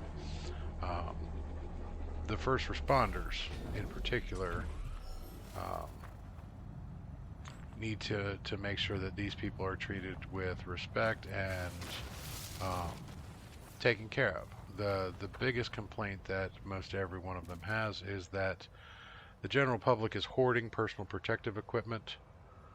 So much so that like every time they show up someplace on a call, they can't leave their ambulance open because people will come by and steal medical supplies from an ambulance. You have to be a special kind of moron Yeah. to do that, because if you steal stuff like that off of an ambulance and the ambulances start to run out of medical supplies, when you get sick in 2 weeks and you need them, they're not going to have it. So, if anybody has any usable medical supplies in your house, if you've got like some N95 masks or boxes of nitrile gloves and stuff, and you're not using them, and you have no intention of using them other than hoarding them, maybe donate them to a local ambulance company. They could probably use it. But yeah, hey, be careful. All that other fun stuff. Um, I'm really I'm gonna be perfectly honest. I'm not all that scared about this. Now, when Tiny Human got sick last week, I guarantee my anxiety was through the roof because I had been reading all of these horrid articles about all the symptoms and all the things going wrong and everything. Um, and when your 5-year-old daughter comes down with all of those symptoms, you're just like, oh my God, this is the end. We have Captain Grunch in the house. No, I had a sick 5-year-old. Common cold probably. Now, granted, it could have been. We did not get her tested. This is also one of the scary things about those numbers. So my daughter exhibited every sign of this and recovered naturally very quickly and was not tested because we didn't feel a need to burden the system. She got better. She didn't. The only thing she didn't exhibit any respiratory distress. So, again, might have been. I'm going to say probably not. Probably just a common cold. No big deal. Um, but we'll never know. We'll never know. Now, Galaxy Void, and I missed this comment. I saw it, but we got to talking about something else. Galaxy Void has requested that we stop using Captain Crunch and change it to something else because Captain Crunch is his favorite cereal. And I'm sorry. You'll have to get a new favorite cereal. Just go after Crunch Berries from now on, for God's sakes. I don't know. What would you suggest? Mary has taken to using Captain Trip. Well, Captain Trips is from the stand, and that was a totally different type of a thing. So I don't want to plagiarize Stephen King, and I don't like Stephen King enough to give him any sort of credit for something like that. So I have issues with Captain Trips. Oh, shoot. I'm trying to get on top of my ship here so I can give you all a nice view of the landing area for a few, because I need to take a break for just a few minutes. I will be right back. All right.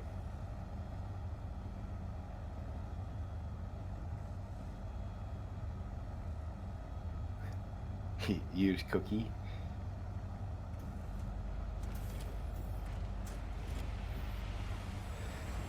PPE is being stolen from your hospitals? Well, to be fair, that happens anyway. I don't know what it is about people. If you leave them alone with a box of nitrile gloves, they're going to stuff their pockets and probably never use them or never have a need for nitrile gloves. But now they have a handful, whatever reason. I actually do have boxes of, they're not like medical grade nitrile gloves, but I do have a few boxes of gloves, but I use them for work. I usually go through probably a dozen boxes a year. Because some of the stuff we work with, it gets all over everything. Especially the oil that we use for oil and chipped roads. That stuff is nasty.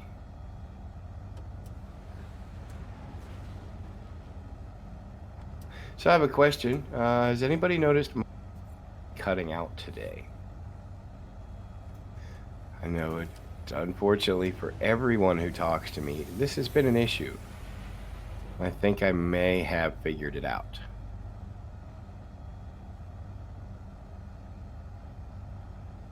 Maybe. I know Timo has not once said anything about me cutting out.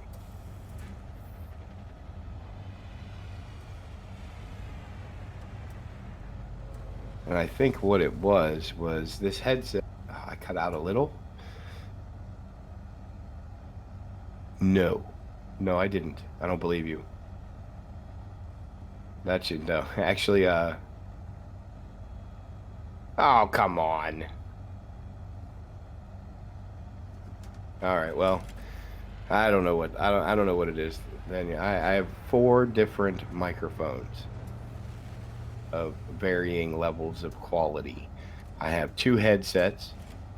I have the lavalier microphone that I have, and today I'm using the boom mic, which would probably be the best out of all of them. So it is not my microphone.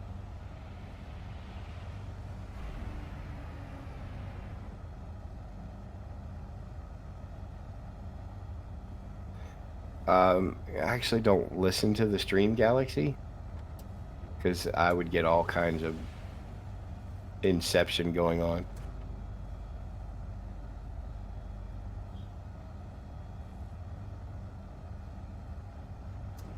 So let me go back a little bit here.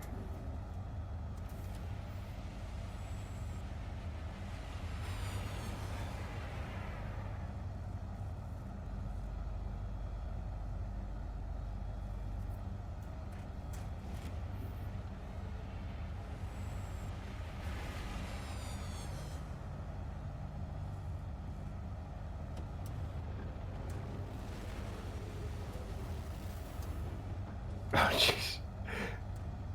Yeah, right as I asked that. Okay. Yeah.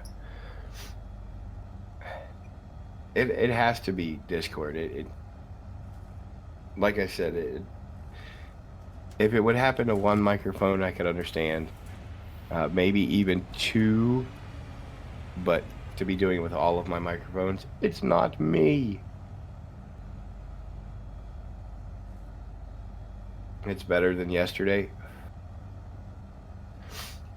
Well, I did do a little research on the headset that I was using, and I guess there is an issue with the noise cancellation being too high, so it doesn't register some uh, lower voice tones for some reason, and it's not adjustable.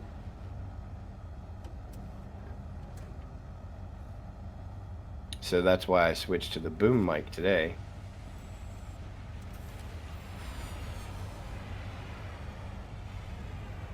I thought that as well, Mary. I thought maybe it was my Bluetooth connection because the headset Bluetooth. And I've really been trying to figure it out, and I'm in complete agreement with Timo that I think at this point it's just Discord. Except for Erica's case, and it's just because her internet is crap.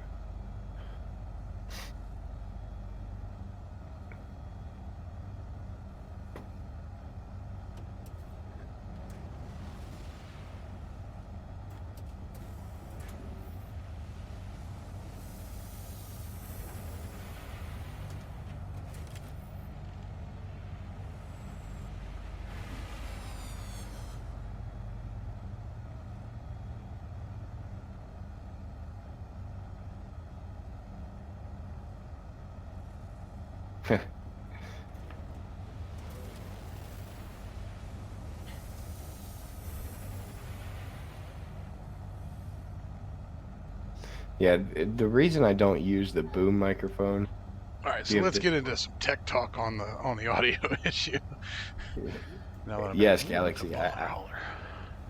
Yes, Galaxy. I have Discord on my desktop as well as my laptop and my phone and my Chromebook.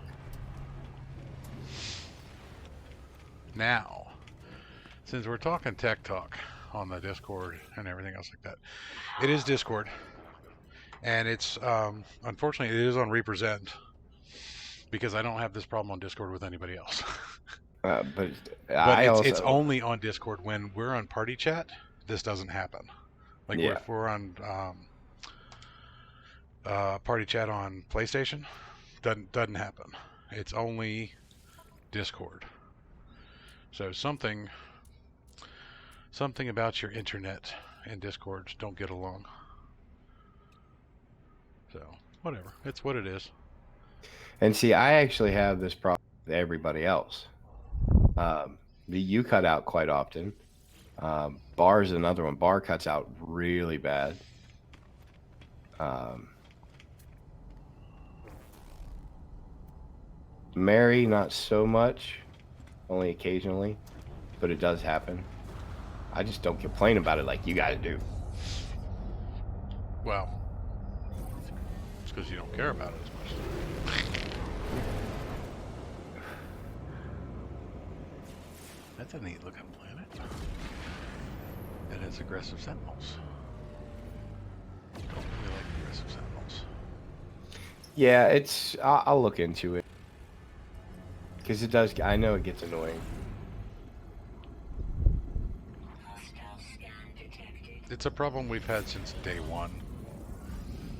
Yeah, since we started using Discord, it's not. And to be honest, I know what Galaxy's getting at, but it's been a problem with both computers, my laptop and my desktop. Now, I don't know. I don't use the voice chat on my Chromebook, so I don't know if I would assume it's the same there as well. I don't think it's an actual problem with his copy of Discord. I think what it is it's a problem with how his home internet connection is handling the Discord. Um, so actually, I don't think it would really be a big difference if he uninstalled and reinstalled a copy of it. Yeah, that's what I mean. It's not just one device. It's all devices, all And the Discords. unfortunately, I don't have cell signal in my house, so I couldn't connect through there because my phone is actually on the Wi-Fi as well. Now that's actually a question I had for you right there. Are you running Wi-Fi connections or are you running hardline connections? My desktop is hardlined. My laptop is Wi-Fi. And which one are you running the Discord through? Right now, I'm on my desktop. Okay, so that's a hardwired connection. Yep. So that shouldn't be it. Shouldn't be an audio drop from that. But yeah, it's been an issue since day one. And Galaxy makes a good point. Um, it's funny because I'll go to say something and it'll cut out, and when I go to say it a second time, it cuts out at the exact same time. And yeah, like Erica said, we figured out it only cuts words. Like there, he cut out. Yeah. It, yeah, it only What's cuts really out frustrating is he doesn't hear it, so he doesn't know he's cut out. He just keeps talking. yeah.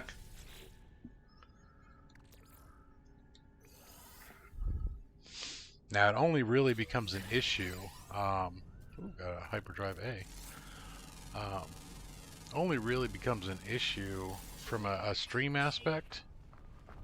It's been problematic because when you have, especially when you've got two people talking, and one person is choppy and breaking up and the other one is not,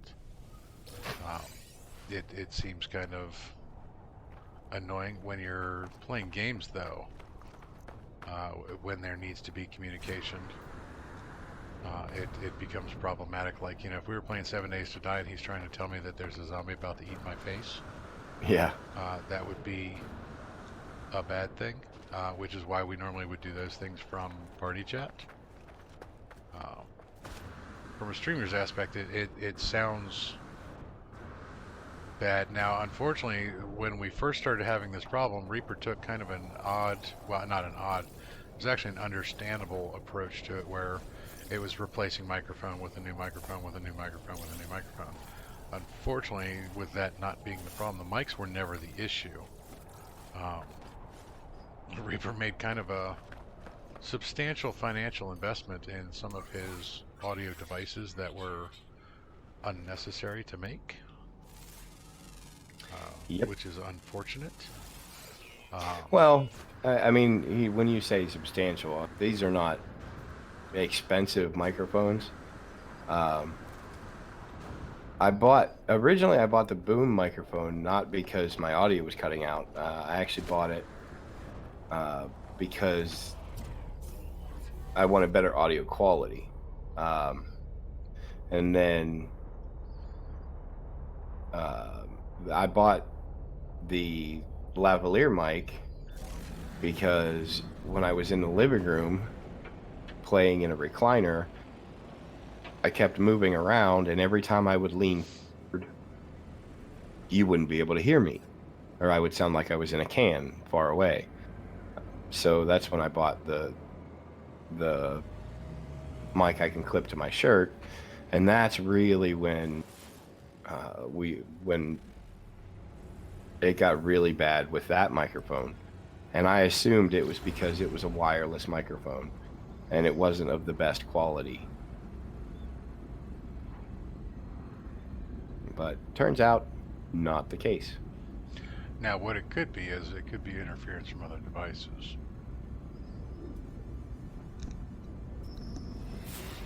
Yeah, like I said, I mean, we have now. I wouldn't say so much in particular setup because I am hardlined, and this boom mic is also a wired connection, so I shouldn't be getting any interference.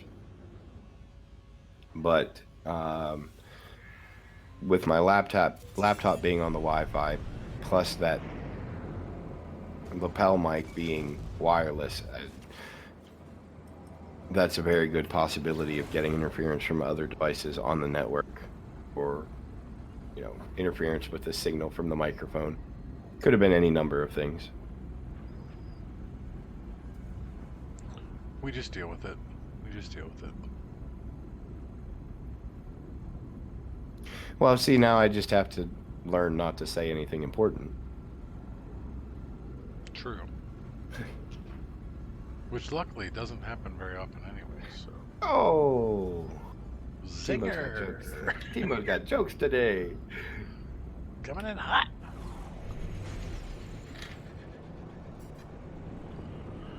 So, what are we doing here? We're gonna go skip around a frozen planet. Hot one was too hot, this one might be too cold. Ooh, this has a lot of trees. So they've definitely done a lot of work on rendering in new textures on the game. Now I think every time that they're doing this that they're adding, like, see, I've never seen a grass like that before on a cold planet. But apparently that's just powdered snow, so that doesn't matter anyways. With them rendering a whole bunch of new textures and stuff like that, it seems like they keep refreshing a lot of these planets. Because a lot of the planets that I've been on before that I know I have in fact scanned almost everything on. Like I was just back on um, one of my home systems, the Cobalt place, where the grass had come back in. Now the funny thing was when I built that base, there was no grass there. It's not like I removed anything to build that base that had the grass on the floor. That's just something that came back after they redid the textures on the grasses on that planet. So at least there's a huge opportunity to go around and scan a whole bunch of new things if they keep resetting things. So anybody else having that issue when you're going back to plants you know you've scanned 90% of everything on it and nothing is scanned?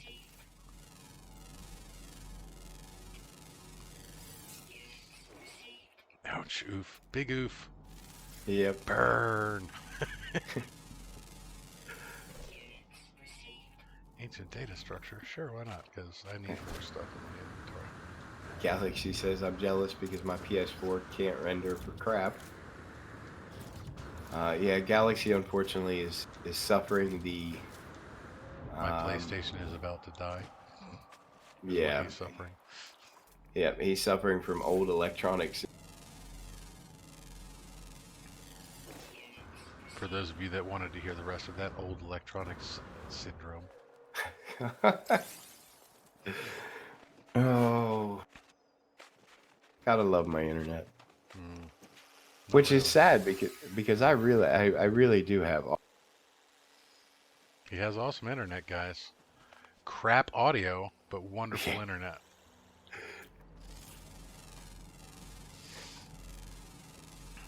Erica said she stopped No Man's Sky because it lost all of her scan data, and her good save is super buggy now. Now, was that a legacy save? Um, was that like pre Beyond, possibly, or pre Next even?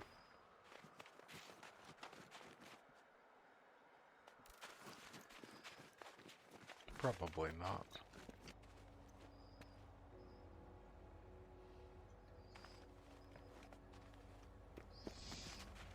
It seems every time they drop a big update like that, um, a lot of people suffer. So it was from Beyond. So yeah, it was definitely. Uh, if it was pre Beyond, I could see that. Even pre Synthesis, the last update, people started having some save game issues. See, I've had issues on fresh saves, post synthesis stuff. I think it's really just that they're adding so much and they're rewriting base code for a lot of these things that it is having adverse effects on stuff.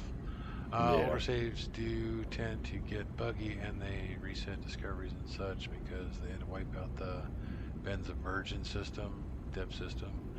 People are ending up in, like me. Gotcha.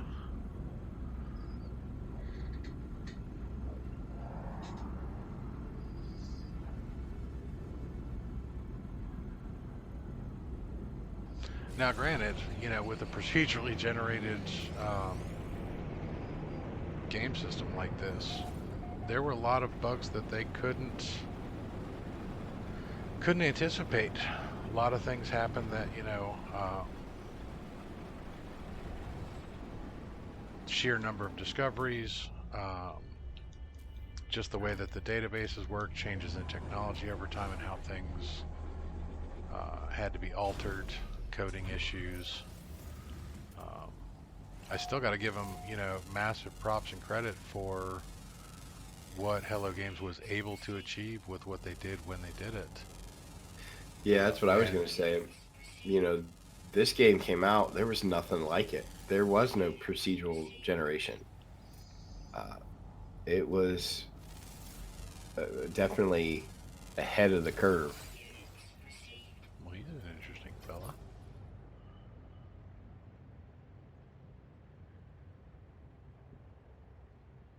I think he should be flying, but he's walking around. He's just kind of creeping. Uh, He's doing a slow creep across the ground. Erica said she couldn't access storage from her menu. She had to go to each vault. Markers didn't show up ever. Lost all of her resources on login. Oof. Ooh, that sucks. Yeah.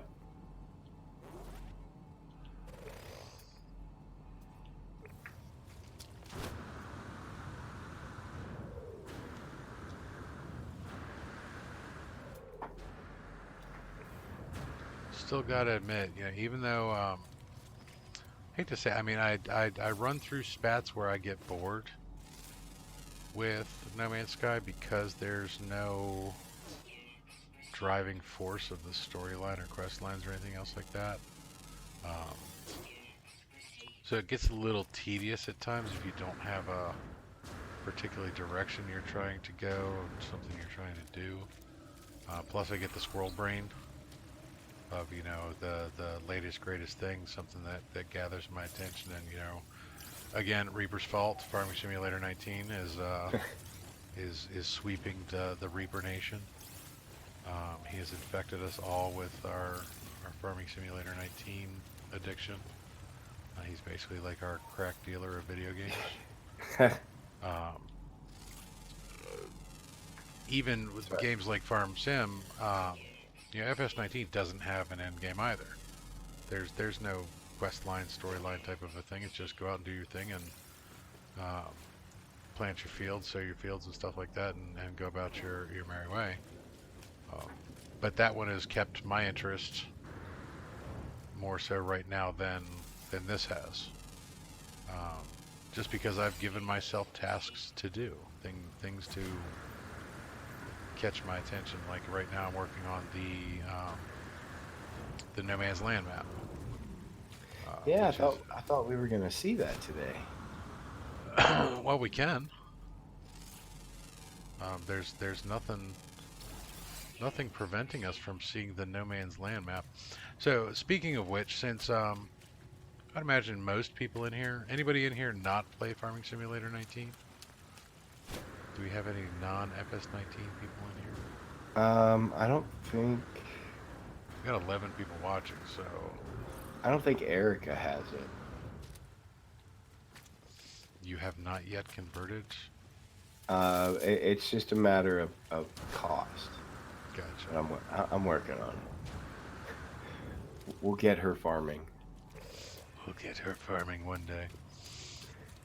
I'm on a break with No Man's Sky. Still love it. Just not ready to face that heartbreaking end. Yeah. So there's another critter. Oh, Mr. Bixler does not have Farming Simulator either. What? Mr. Oh, Bixler, slacker. there's Get on it, bro. Republic of William in the house, Welcome to it, Republic of William. How you doing, buddy? and he also does not have Farming Simulator. What is wrong with you guys? All right. So since we're on the Join. subject, let's go Join. ahead and we're gonna jump on out of here. Bear with me one second, guys. So getting back to No Man's Land, the mod map for Farming Simulator 19 um, came out on PC, consoles, everything else like that. Was a new mod drop made by Alien Jim, and on console had a very serious problem. There were two signs on here that if you cut them down with a chainsaw, one would permanently delete all of the trees from the map, the other would permanently delete all of the rocks from the map. If you cut down the tree one, you would have a catastrophic failure of the game, crash your system, and when you loaded back in, all the trees were back. Game creator Alien Jim was devastated by this and basically blew up his own Discord, apologizing to as many people as he possibly could. Wasn't really his fault because when they tested it, everything was fine. When they ported it to the consoles, something got goofy. Whether it was some piece of code that Xbox and PlayStation don't give devs that is proprietary or whatever on their back end, or the porting companies only know, whatever it is, caused a problem. So he was begging for an update, and dealing with porting companies, sometimes it takes a while to get access to things. Giant Software, on the other hand, stepped in and said, hey, look, our whole community is in uproar about this. Let's get this done very quickly. So they actually removed the sign from consoles to cut down all the trees. That's a temporary fix. So they removed the problem, but one of the main features of the game that Alien Jim wanted everybody to have is not available. So he's working on an update, trying to get things all squared away. So that's the buggy news about the No Man's Land map. The cool thing about the map is it's huge, it's fun, it's very well designed. Absolutely beautiful, and I'm having a ball with it. This is my favorite new map, my new obsession. Now, like getting back to the whole No Man's Sky thing, if we could jump onto new maps per se, other than I just change the general basic mechanics of the game. And I don't know a way that we could do it. Like every new map, every new mod map you do in Farming Simulator has different challenges. Whereas, with No Man's Sky, we have regular survival, permadeath. Yes, there are different galaxies and everything else like that, but the general aspect of the game is still pretty much the same every time.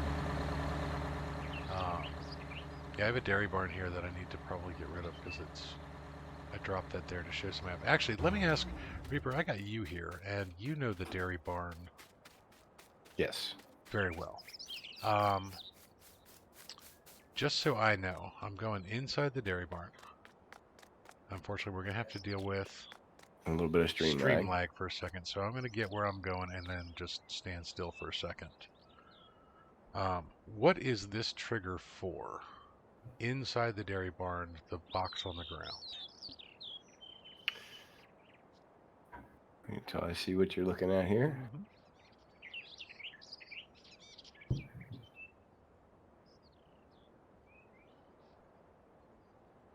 That is your straw trigger. Okay, so that's the straw trigger. Yeah, you actually How do you add water? Is it the you blue add bins? water. Go to your right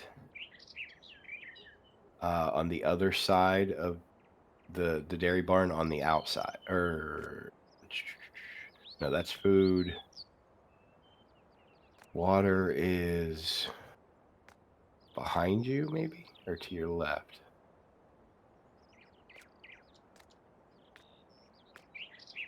Have to remember. Okay. It's. Are you still standing in the same spot? I'm standing in the straw trigger right now. Okay. Uh, it would be outside the wall closest to you. So if you're still looking the same direction, it'd be to your left. Okay, so I'm outside the wall. There's a trigger out here, outside the building. I see the slurry one is in the ground, and then there's one in the middle of the wall on the ground. Yes, the one in the middle is your water trigger. Okay, where's the food trigger then? It's on the other side. Opposite side of the building? Yep. It's just basic. The food trigger, there's not a yellow box. It's just basically that whole side of the dairy barn. Oh, okay, so where the things are for their heads to stick through. Got it. Yep. That makes Yep. sense. All right, because somebody was asking me, and that's actually why I put it. Now, actually, there is a trigger on the ground, so it's just so big you can't see the edges of it. So there's one Yeah. side of the trigger here, and it goes all the way down the side of the building. Yep. So you dump your TMR here, you put the water in the other one. Um, what did it just say? It just changed my. Whoop. There we go. Oh, open gate. Okay. So, okay, cool. Nifty. Nifty. Yep. Appreciate it. Now to get to that straw trigger, you actually inside. You open the gate and drive your mixer wagon in there, or whatever you're using to haul the straw. Okay, so you come in through this gate and dump on the straw trigger. Gather your manure from that one, slurry from the other one, and on this one, is milk delivered through the vats to a tanker truck, or is it If you individual go things? uh, if you go up towards the front on the same side as the food, there's going to be a man door that opens to a tank. That little box in front of that door is your milk trigger. You back your tanker up to that and fill it up straight from the tanks. Okay, so there's the tank. Here's the trigger outside the door. Okay, nifty. Nifty, nifty, nifty. All right, so let me get in another vehicle. Let me get in the lizard here, and I'll give you guys a tour of the whole thing. So we're gonna go ahead and start with where you start on the map. Now I started this as a farm manager, so no tools or anything else like that, and just a Watto cache. So you start up here at the store. Now the store also operates as a vehicle workshop, so you can actually bring your stuff inside. The whole premise of No Man's Land is that outside the gate over here is the real world. There's a highway that goes to either France or Spain, depending on which way you travel, and then you come to the map. Um, and the map is very large. There are 60 sections. They're $85,000 a piece, and you can Um, buy any or all of them if you want. Now, if you start on um, farmer mode, you start in section 26 with this field right here, and Let some me interrupt abilities. you for a second there, Timo. Yeah, go ahead. Galaxy Void's taking off. Oh, okay. Take care, Galaxy. We will see you later. Yeah, buddy. You, I'm sure I'll talk to you later. I'll be in Discord. Right on, right on. All right, so back to the map. Um, if you start in farmer mode, you start in section 26. There's a little farm up here that you get, and it's basically just junk. Now there is one contract when you start. There's no contracts available now because I own all the land. But there's a contract for $1 for um, plowing that field or something like that, which is really not worth it at all. Because it actually costs you more money to rent the equipment to do it than you earn from it. The whole point of this is that it's survival mode. Um, so you have your shop here, your buy triggers over there, your buy trigger over there. There's a single sell point on the ground over here. So if you do have stuff, you can bring it here to sell. And it's very, very bare bones basic um, map. And then there's the animal dealer around the corner here. So all of the necessities are in one location. Um, fuel trigger here, so you can gas up your vehicles, and you can look longingly outside the fence to get to the real world, but you can't actually go out there because this is the edge of the map. So goodbye everybody as they drive by. And then what I did was I basically started here with like 1.25 mil. Um, Heavily modded map. I use a decent number of mods on here. And the first map that I did is I put down the government subsidy sign, which generates $100,000 per hour per sign. And I got up to 45 million, and then I stopped and got rid of them. So I built this road here. This was a dirt road.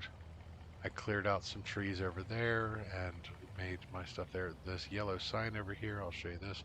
There used to be two, now there's only one. These were the triggers. And you can see on this one it says cutting this signpost with a chainsaw will permanently remove all rocks from the map.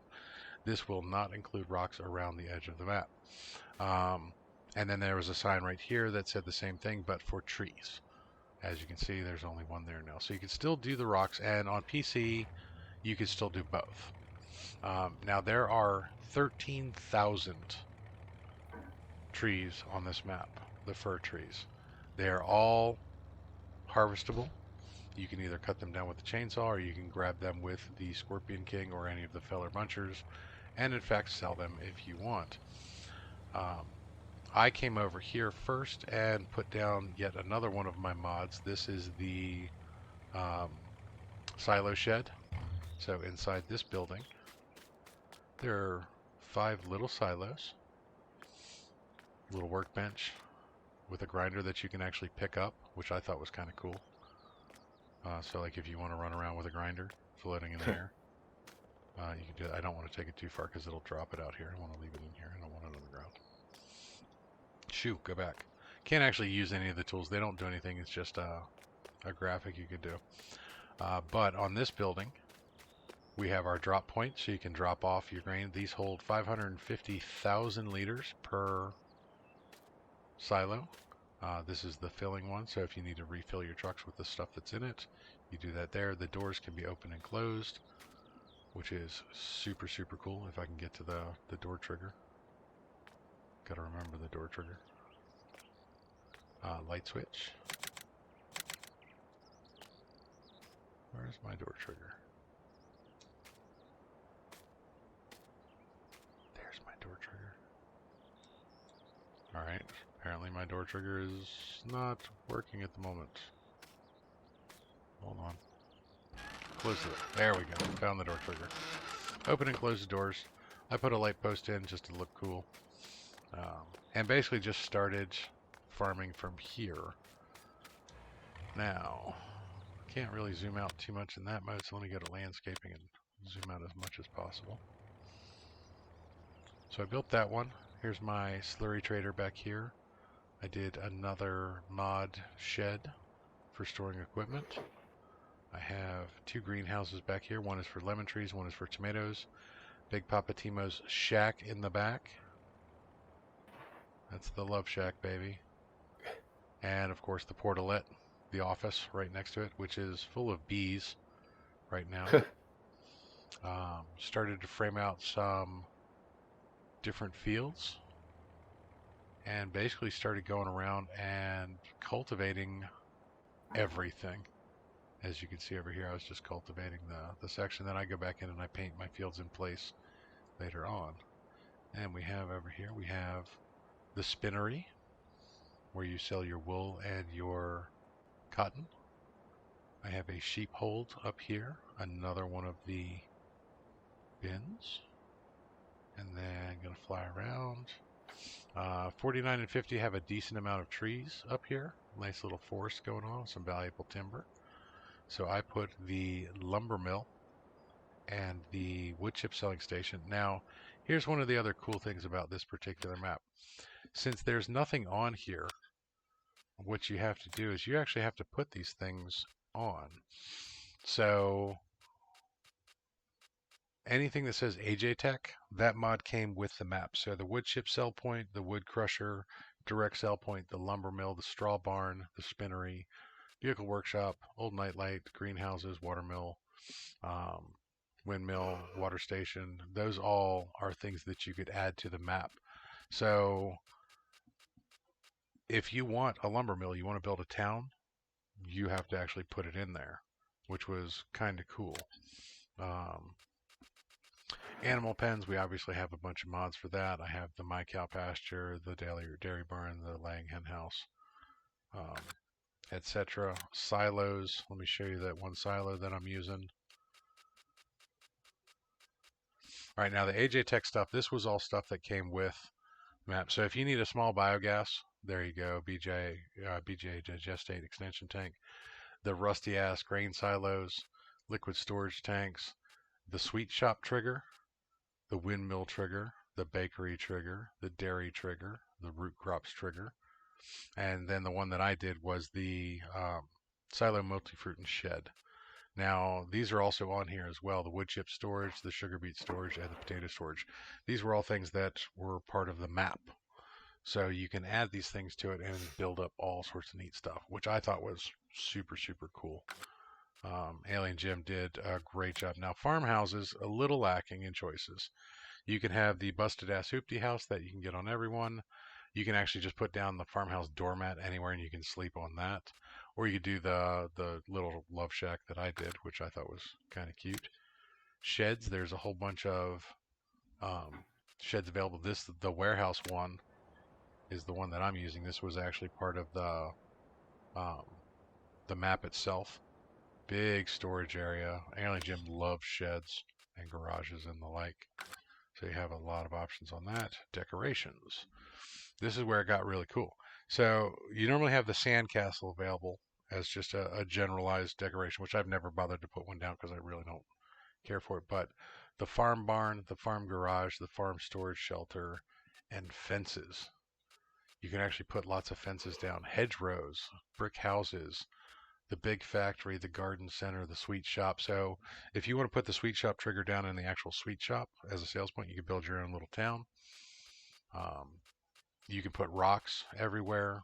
If you need to put a whole bunch of offices down, you can put some offices down. Pretty cool, pretty cool.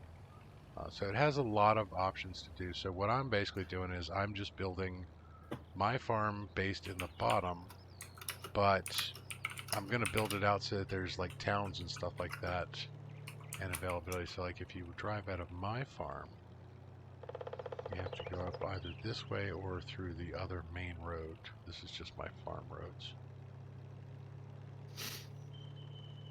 First we come up here. We'll go to the spinnery. Hello, spinnery. Now I'm going to do like cotton and stuff like that over here. And then of course with the sheep, I'll have the wool available over there. I don't have any sheep in there yet. I just placed the building so I'd know where it was. All these little trees in the middle of the field, I've just been running them over with the T-Rex. I'm not bothered to cut them down, but I'm going to do like full timber operations.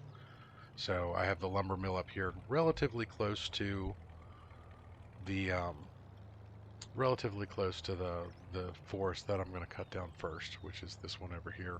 So we'll be trucking a whole bunch of fun stuff in and out of there. Now I made this road here, so it doesn't show on the map, but there are a bunch of roads on the map. Saving content. Game is paused. The game is paused. Let me get over here. You'll see that there's actually like road tracks on here. Those were on the map, but they get grassed over very, very easily. So a lot of them just disappear. You actually have to go in and either weed them out or repaint them so that they follow the ones on the map. Now my intention is to actually uh, the dairy barn was put down just to show somebody watching my stream the other day what the building looked like. So now it's kind of just sitting in the middle of a field where I didn't really want it. So that's going to go away. And this road from the logging area and the spinnery is going to be extended over here to match with this road. Now we're going to go up to section 26, show you where the starting area would be if you do that. Okay, so this is where all your buildings would be if you start as the first farmer. Now I have planted um, oilseed radish in this field to fertilize it. And when you start as farm manager, none of the buildings are here and none of the equipment is. But this is where you would have started in the game. So it's kind of cool. It's very, very scenic, very, very picturesque. Alien Jim did a great job building this map. The attention to detail he gets into. There are so many sound triggers on this map that change hourly, basically. Every hour the sound triggers change. So you'll get different birds singing. You'll hear the woodpeckers. Then you'll get the cicadas will come out. The locusts at night. Dog barking every once in a while. All sorts of goofy stuff. Making a monstrous field over here. Started to paint this road to continue on.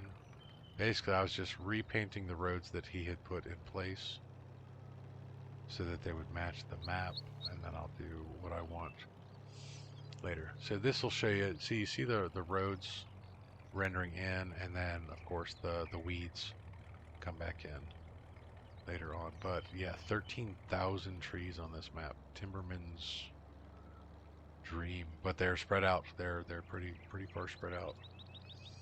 But just a beautiful, huge map. Meow. Woodpecker in my yard at home likes to beat on the side of my house. Yeah, they do that sometimes. They do that sometimes. Mary's asking if there's cats meowing. I have not heard a cat meow yet. Apparently, nobody in Farming Simulator 19 likes cats. That's exactly what I told her, and they crucified me for it. I've yet to see any designer put cats in there. Now I have the hay and straw selling station, a hay barn, another silo. Now I built everything here. I placed all this. So I put the pigsty down there on the corner. Might have been a mistake. You know, you don't really want your pigsty covered in shit as your lead into your farm, but I don't care. Um, Now I put a generic sell point here, and then the feed and fertilizer shop on the other side, and then I placed the small office building for a little bit of realism. Put the seed shop for some odd reason. The seed seller from the feed and fertilizer was not working, so I had to put a seed silo there. I like grass in this game. I like mowing grass, so I built a whole bunch of grass fields. To answer Erica's question, she asked about getting a dog, and there is a mod that gives you a dog. Actually, there's an in-game dog. There's an in-game doghouse. A dog It's not. house. Yeah, it's not even a mod, but it comes with if you place the doghouse, you get a dog. You can feed your dog, you can pet your dog, you can not walk your dog, but you can throw a ball to your dog. So yes, you can get a dog in here, but no cats. No cats. Are you sure that because the in-game doghouse never gave you a dog. We Oh, had to yes, go it get does. we had to go get the mod for the dog. Nope. We were doing something wrong. Because I don't have a mod for a doghouse, but I can put a dog down. Here, I'll show you. 1 second. Let me go find a place to put the dog. All right, let's put a doghouse over here. So in animal pens, there's the doghouse.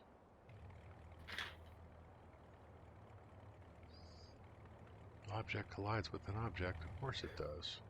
Because Republic of William, I'll answer your question. First of all, they don't just walk up and take residence naturally. What happens is people that don't want cats drop them off at farms, There's my bubbers. and farmers don't actually like that. What's the bubbers doing? What's the bubbers doing? So you can pet your dog. You can have your dog follow you. So you can walk your dog, basically. Come on, Bubby. And he will follow you across the whole map. He will literally walk across the whole map and follow you everywhere. And then you'll forget. And when you leave, he's not calling you anymore. So your dog's all the way across the map at some point in time. Now you can feed your puppers. L3 to feed. Come on, buddy. You know you want some food. We'll give him down these scritches. He ate all of his food. And you can actually pick up the ball and toss it, and he'll play fetch. Now the ball likes to roll too. So if you put this in weird places, sometimes you'll find this little orange or little yellow ball in the middle of your field, and it will block your harvester. It's quite annoying at times. Go get the ball. Well, he got the ball quickly that time. There you go. Good boy. Now, if you don't feed your dog, he doesn't die. So he's not like a real dog. Here's Timo's house, my ratty couch, my washing machine / dryer in the kitchen. Very European. My busted ass hoopty stove, my sink that doesn't really work. Don't ask about the tub. And my moldy bed. But I'm not tired, because I wouldn't want to sleep in that anyway. The dog is following me still. And then the attic up here, there's a bunch of goofy stuff in storage. The dog is glitched. He's trying to follow me up there. Alright, so let's bring the dog back over towards his house. Because Erica says she needs the game right now. no, he's going to go home and he's just going to stay there and guard. Now, I do need to get some manure and I need to get some water so that I can make lemon trees and tomatoes. Now, I do have to tell Erica that what you're seeing is the PC or the PS4 version of Farming Simulator. The PC version has a lot more mods. A lot more mods. Speaking of the PC version, remember the issue I was having with the food on my mining map? Mm-hmm. I actually reached out to the creator, and it turns out that because I started with a previous version of the map, when I downloaded the newest version, I had to create a new save. Ah, gotcha. So as soon as I started a new game on that map, all your stuff came in? Yep. Nice. Alright, now this is my Snuffleupagus. This is my favorite set of mods that I've put together. My giant suction tank, basically. So I have these piles of grass on the ground that I want to pick up. I use my milling machine and my man 6x6 truck. Throw it into the back of the trailer.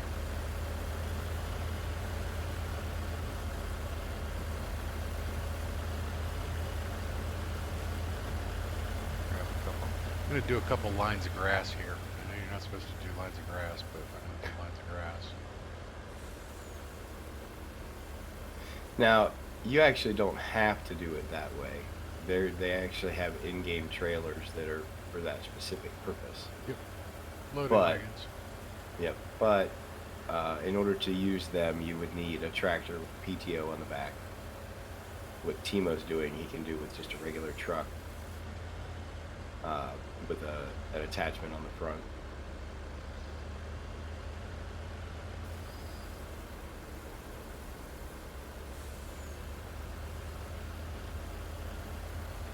Snuffleupagus. Mr. Snuffleupagus was always my favorite character on Sesame Street, so. Okay, bird. I'm Now also a the big reason fan of Eeyore.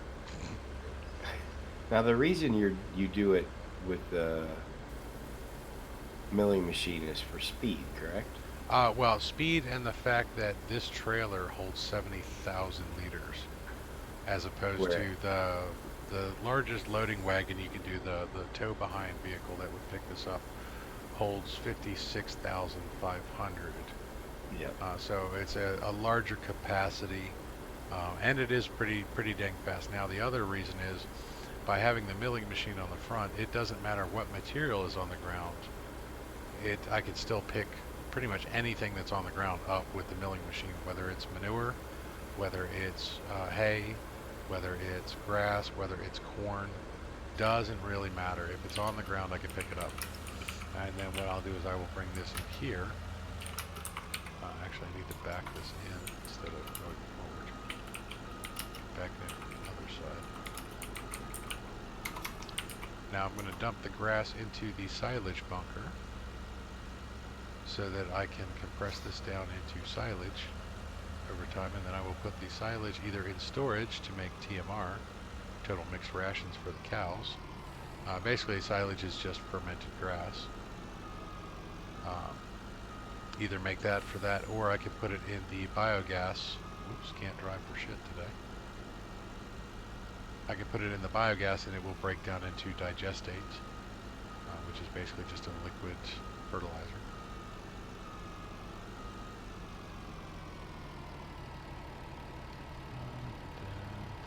Unload here. There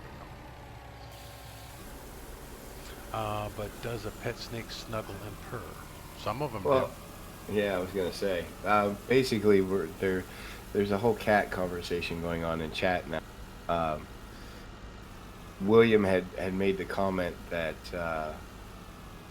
cats naturally walk up and take residence at farms, and I said they do not. People drop them off at farms, thinking exactly what Mary is saying, that every needs a cat because they're mouse hunters, and that is in fact not the case. Most farmers would just as soon you keep your cats. Uh, and Erica said as a farmer, they have dozens of cats dropped off here. We rehab them and adopt them out. Luckily, she has the ability to adopt them out. Up there, down here, cats are literally a dime a dozen. Getting someone to take a cat is almost impossible. People want kittens. If they're looking for a cat, they want a kitten. Normally. Um, Erica said there's a wild one here I call Slinky, boy, smoky gray, and an extra. He won't be tame enough to be captured and rehomed, so we all feed him and made him a little hut. Mary said expert mouse hunter is always needed on a opinion. Well, see, that's the thing. Expert mouse hunters on farms tend to be snakes. Yeah, that's what I said. We have those. We call them black snakes. Corn snakes. Yep. All sorts of And snakes. William said the same thing. Snakes are good mouse. And that's where Mary said, does a pet snake cuddle and purr? Well, first of all, they're not pet snakes. We don't like bring them in the house and feed them and pet them. And and do all that. Interesting fact, a single pail of grain, meaning a 1 gallon bucket of grain, can generate up to 400 mice. It's enough food to make 400 mice. Yep. And one good snake will fix that problem for you. Yeah, because it normally gets the first one. Yep. Now, also, another fun fact. Mice like to use hay bales as their domiciles, where they will burrow into a hay bale and make a little nest in there. Snakes do the exact same thing. Yep. They will follow the mice into their little burrow, eat all the mice, and then just curl up there and have a nice little rest. So when you pick up the hay bales, you do have to bear in mind that sometimes there is a very large black snake in the hay bales, and they don't take kindly to you picking up their home. So bear that in mind. Owls make great mousers too, but they don't cuddle nearly as much. Yeah.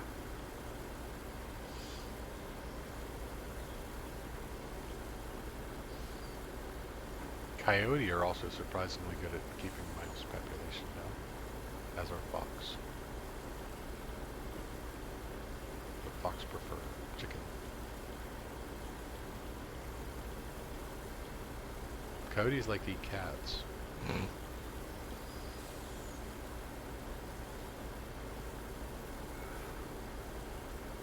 We're having a very large population explosion in coyotes in Pennsylvania these last 2 years. Yep.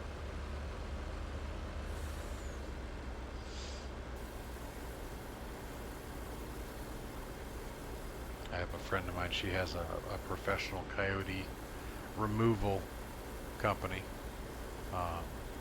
because coyote are pests. Granted, they serve a place in nature, but to farmers they're considered a pest. So what she does is she actually goes out and does controlled hunts.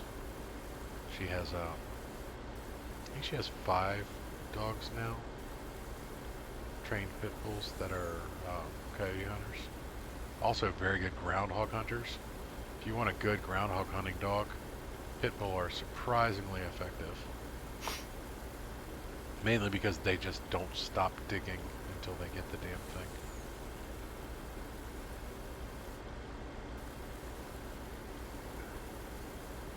So I'm going to do a little snuffleupagus action here. So that's one thing I haven't had to worry about in years. Groundhogs. So I have pretty good aim.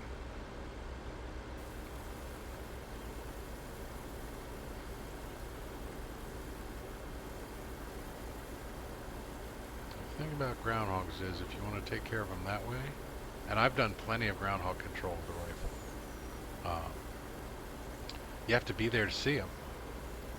If you're busy taking care of a farm and you don't have time to stop to go shoot the groundhog, having something else take care of the groundhog for you tends to be a better solution. Now we used to have property in Upper Strasburg, Pennsylvania, where we had 42 acres of land, which we were using. My father actually wanted to buy the property as a place to store his quote-unquote antiques. I say quote-unquote antiques because they were really just junk. Like he would go out and buy 100 chairs that were all the same type of chair, with the vain hopes that one day he would put said chairs back together and maybe get 4 complete chairs out of it or something like that. Sure. That's how my father bought antiques. So this farm that we bought had 7 main buildings and 12 outbuildings. So it had a total of 19 structures on it that he could fill up with his antiques all day, every day, and never had to worry about anybody stealing them because, well, let's be honest, it was junk. But we had these 42 acres of what turned into hay fields, basically. They were just large grass fields that nobody had really planted any crops on or anything else like that, or tried to do anything with. But on one side of the property we had sheep, and on the other side of the property we had cattle, cows, dairy cows. And the neighbors called us up one day and wanted us to take care of the groundhog problem because they were crossing the fence lines, which, for cows, um, groundhog holes are dangerous. If they step in and break their leg, and then you ruin a perfectly good cow. Sheep, same thing. Um, but then also the groundhog were attracting other predators that wanted to eat the groundhog, like coyote and stuff like that. Coyote and sheep don't get along very well either. So they asked us to come take care of it, and of course my dad had no interest in taking care of any of Farm tasks? the farm tasks exactly. So it fell on me, and the really really interesting part of this story was I went to this when I was living in Maryland. So we lived about 3 hours away from the property.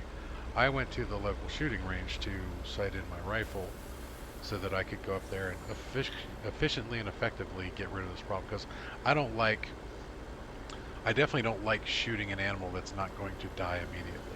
I don't want an animal to suffer or anything else like that. I try and stick by the one shot, one kill mentality,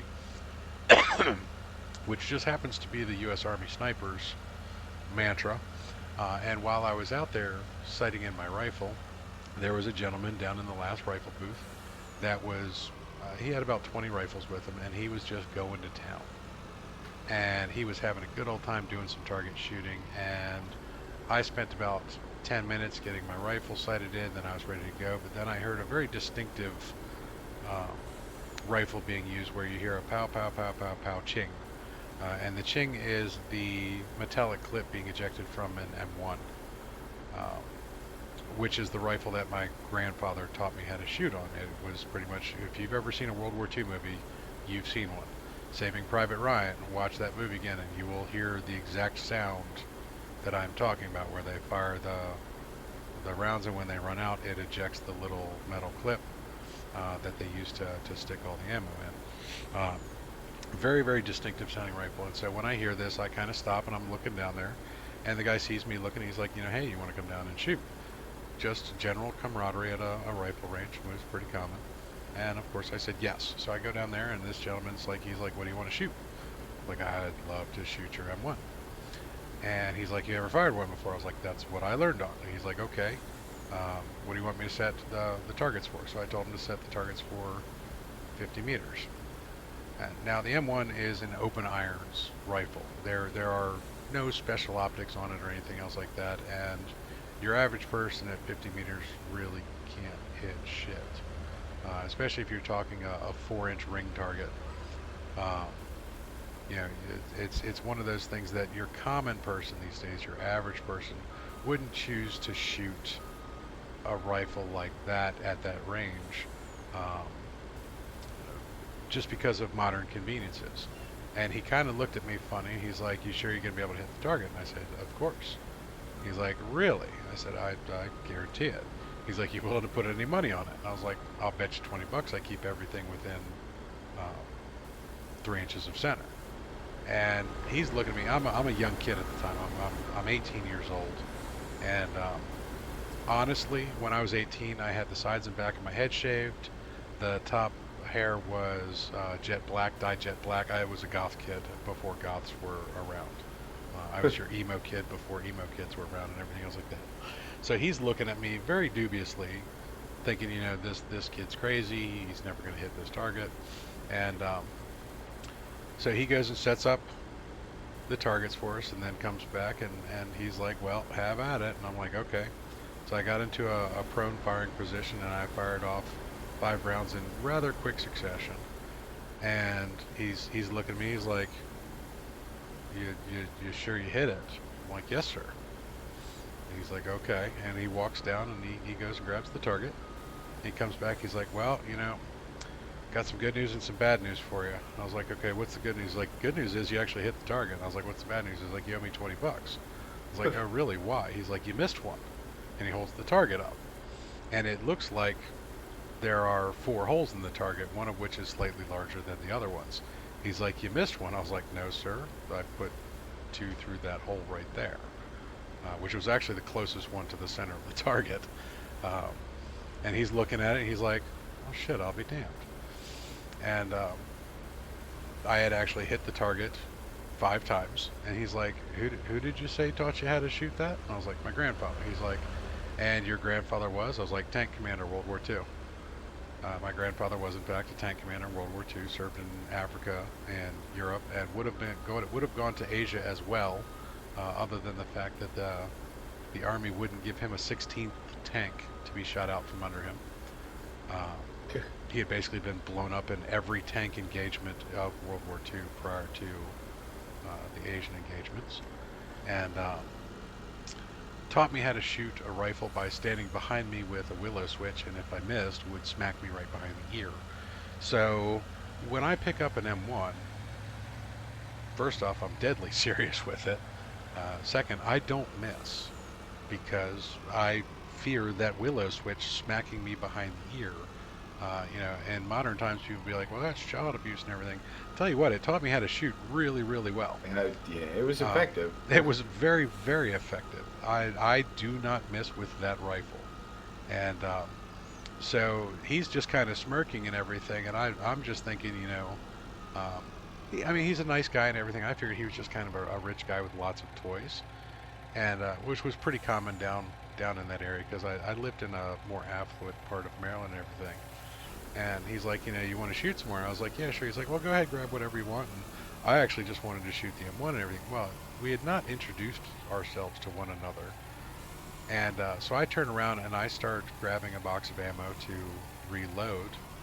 And when I do, I realize that these are plain cardboard containers with just a little bit of text on them.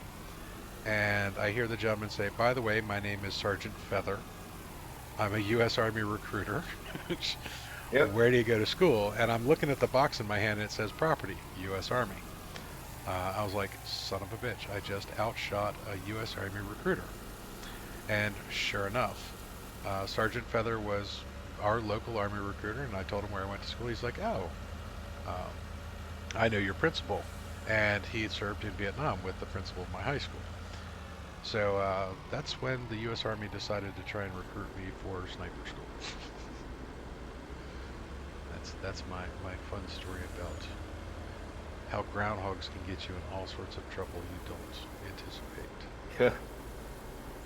Now, that would have been the end of the story, except for one of the interesting things. So, the time at which I had run across Sergeant Feather, I had already signed up for my freshman year of college. And I had already paid for my first year of college. I was going to Shepherd College, which is now Shepherd University in Shepherdstown, West Virginia. Uh, and I was going to be an elementary school teacher. That's what I went to school for. And um, after parting ways with Sergeant Feather and me going up to the farm to go take care of some groundhog, I thought that that was pretty much going to be the last interaction because I told him what my plans were and that I had no interest in joining the Army or anything else like that. So the next Monday morning comes around and I was not the best kid in school. My grades actually were kind of crappy because I was really, really bored with a lot of things. Um, and I didn't really enjoy going to school, but I was also a smoker by this point in time. And that morning I got busted by high school security for smoking in the men's lavatory, the men's bathroom. So when the call comes out over the intercom, would Stephen Foster please come down to the principal's office? I thought I was going to get in school detention or something like that for getting caught smoking. Lo and behold, I go walking down into the principal's office, and there is Sergeant Feather in his full dress uniform, shooting the shit with my high school principal. They're talking about Vietnam Day type stories, so they're totally army buddy storing it up and everything, and they're having a good old time. And my principal actually didn't really know who I was at the time because I hadn't really been caught for a lot of things, but my older brother had. So when I walk in, he's like, "Oh, you're John's younger brother," and I was like, "Yes, sir." He's like, "Oh, I've never really come across you or anything." And Sergeant Feather, of course, is thinking that this is a good thing that the principal doesn't know who I am because I'm not a troublemaker or anything. And they're talking, and the two of them try and talk me into joining the Army again. And basically, I tell them, look, I've already paid for my first year of college. I'm going away to be an elementary school teacher. And they were fine with that, and they left it at that. And I thought that would be the end of it. Lo and behold, the next August rolls around, and I go to college. I go to Shepherd. My mom drops me off. I start classes and everything. And about towards the end of September, I'm coming back into my dorm one day, and there's a note on my door that somebody is waiting downstairs for me. So the RA, the residence assistant, had left a note saying somebody was downstairs. Um, Now I had just come back from classes, and this was kind of odd that somebody was visiting me because I was, like I am now, kind of a hermit back then. Um, wasn't really socially active with a lot of people, so having a visitor was strange. So I go downstairs, and there is Sergeant Feather waiting in the lobby with a big old grin on his face. And I go in there, and I was like, "How are you doing, Sergeant?" He's happy to see me and everything else like that. And he's like, "So had a plan." He's like, "I wanted to take you to Martinsburg." Martinsburg was a town about 20 minutes away, and Sergeant Feather wants to take me to Martinsburg Army Reserve. Now, the Army Reserve base there was actually a storage depot, one of the many storage depots on the East Coast where they would um, store things like Humvees, tanks, and stuff like that, and they would be waiting to ship out because there's a big rail yard there. But what sets Martinsburg apart from most of the other bases is that the Army Reserve Base has a rifle range on it that is a mile and a half long. Now, the only reason you ever have a mile and a half long rifle range is if you are either doing machine gun testing, which they don't do at Martinsburg, or it's a stopping ground for snipers en route to other places so that they can target in the very long range sniper rifles, particularly the Browning and Barrett 50 cals. Um, well, the Browning in particular from the U.S. Army. Now, the 50 cals have an effective range of about 2 miles, so they need a very long rifle range. So when he says he wants to take me to Martinsburg, I know that he wants me to shoot the 50 cal sniper rifle. And I had always wanted to. So we go to Martinsburg Army Reserve, and every round out of that rifle is about $15. Every bullet you fire costs about $15 because they are just,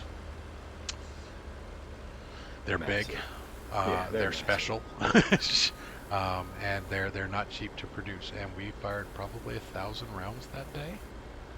So the Army actually made a fairly significant investment in trying to impress me to join and sign paperwork to enter the Army in selective service, basically.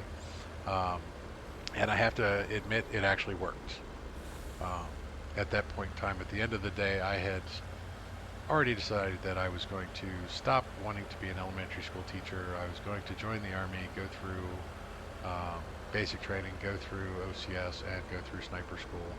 And that would pretty much be the rest of my life. I probably would have served for about 20 years. The problem with it is I blew out my knee during the physical. And I was in the U.S. Army for 17 hours before I got a medical discharge. All sorts of good fun. Other interesting part of the story, I never became an elementary school teacher either.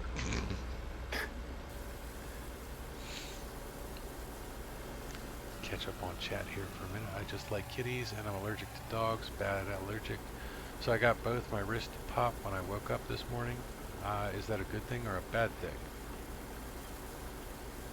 Holy Crow, we had guinea fowl. They hunted foxes for fun, killed fox and gophers daily, as well as eating all the wood ticks and mosquito larvae. Best farm bird, provided you don't mind getting attacked. Yeah, that's actually a good point about the guinea fowl. They don't mind attacking people either. They don't mind attacking people either. Thumbbuster, the M1. Yes, the Thumbbuster. Totally. That oof. When you load those things in, when you load the rounds in there, it will snap shut and grab your thumb in a heartbeat. As a retired competitive archer, missing is not an option. X or bust. Amen. Bow hunting gophers is expensive. If you suck, my arrows for competition are about $40 each. Missing is not an option. 40 bucks each is actually fairly inexpensive for competition grade arrows too. Yeah. Arrows It's, get really, really expensive really, really fast. I mean, even common day arrows, um, you can, what about $6 a piece now? For yeah, like and that's if really you. crappy either I was aluminum or gonna. graphite shaft. Yeah, I was gonna say that's if you get the Walmart brand. Yeah, if you actually go and get some decent carbon fibers, um, just the shafts themselves start running 15, 20 bucks easy. Easy. Yeah, and they don't come with arrowheads on them. Now and they don't come fletched. They don't come with nocks. You have to either do it yourself or pay somebody to do it for you. Um, God forbid properly weighted competitive arrows for target shooting. Oof, yeah, that gets pricey. Yep. Your ACE or your outdoor arrows, hybrid shaft, right on, right on.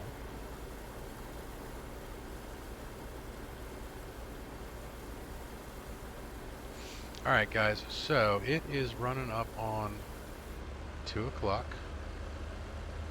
Big Papa Timo has to do some adulting today. So I'm going to do one more load of grass here to go into the silage bunker. And then I'm going to have to call it. So where do we want to send people, Reed? Well, let's see who we have. Or does anybody in chat want to go live? Because we have a whole bunch of streamers watching. Yeah. To be honest, that would be best if somebody wants to get ready to go live. Mary.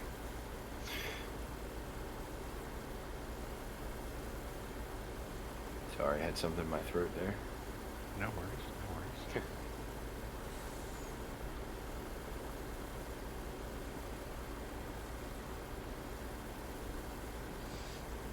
Just waiting to see if Mary wants to go live. Yeah. Do all your own work except the fletching because I have shaky hands. You know, they make jigs for that. Yep. Sorry, now we have archery nerds talking.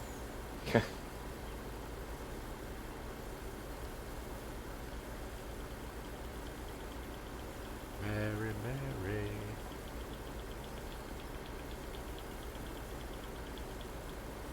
Can't, it's Sunday, I'll piss off Husbeast. Gotcha. Can't argue that. Yeah. Erica has to get some Reaper time. So we have Sword is live.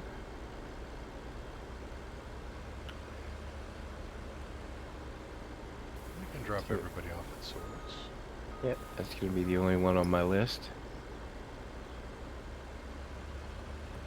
Let me grab that link. Should be able to actually, wow.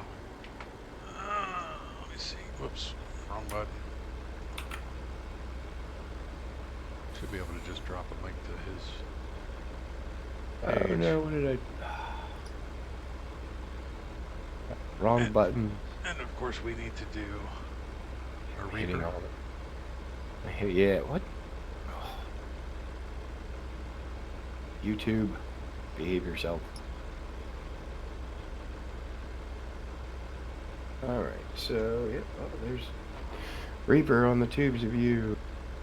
Mary Lizzie on the tubes of you. And I'm going to drop a direct link to Sword's Sunday stream.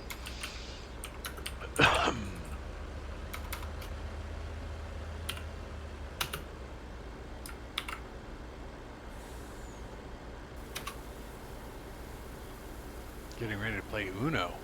Uno. Nice. Alright guys, so there is a direct link to Swords Sunday stream. If you drop by there, if you could do a hashtag lunch raid, much appreciated. Much appreciated. What else you got for us, Reaper? Anything? I do not. Links are dropped. Don't forget, if you haven't already, check us out on the Discords. Yep, yep. I think that's about it. We All covered right. everything there. Well, appreciate everybody stopping by. Thank you all for the love and support, the lovely conversation.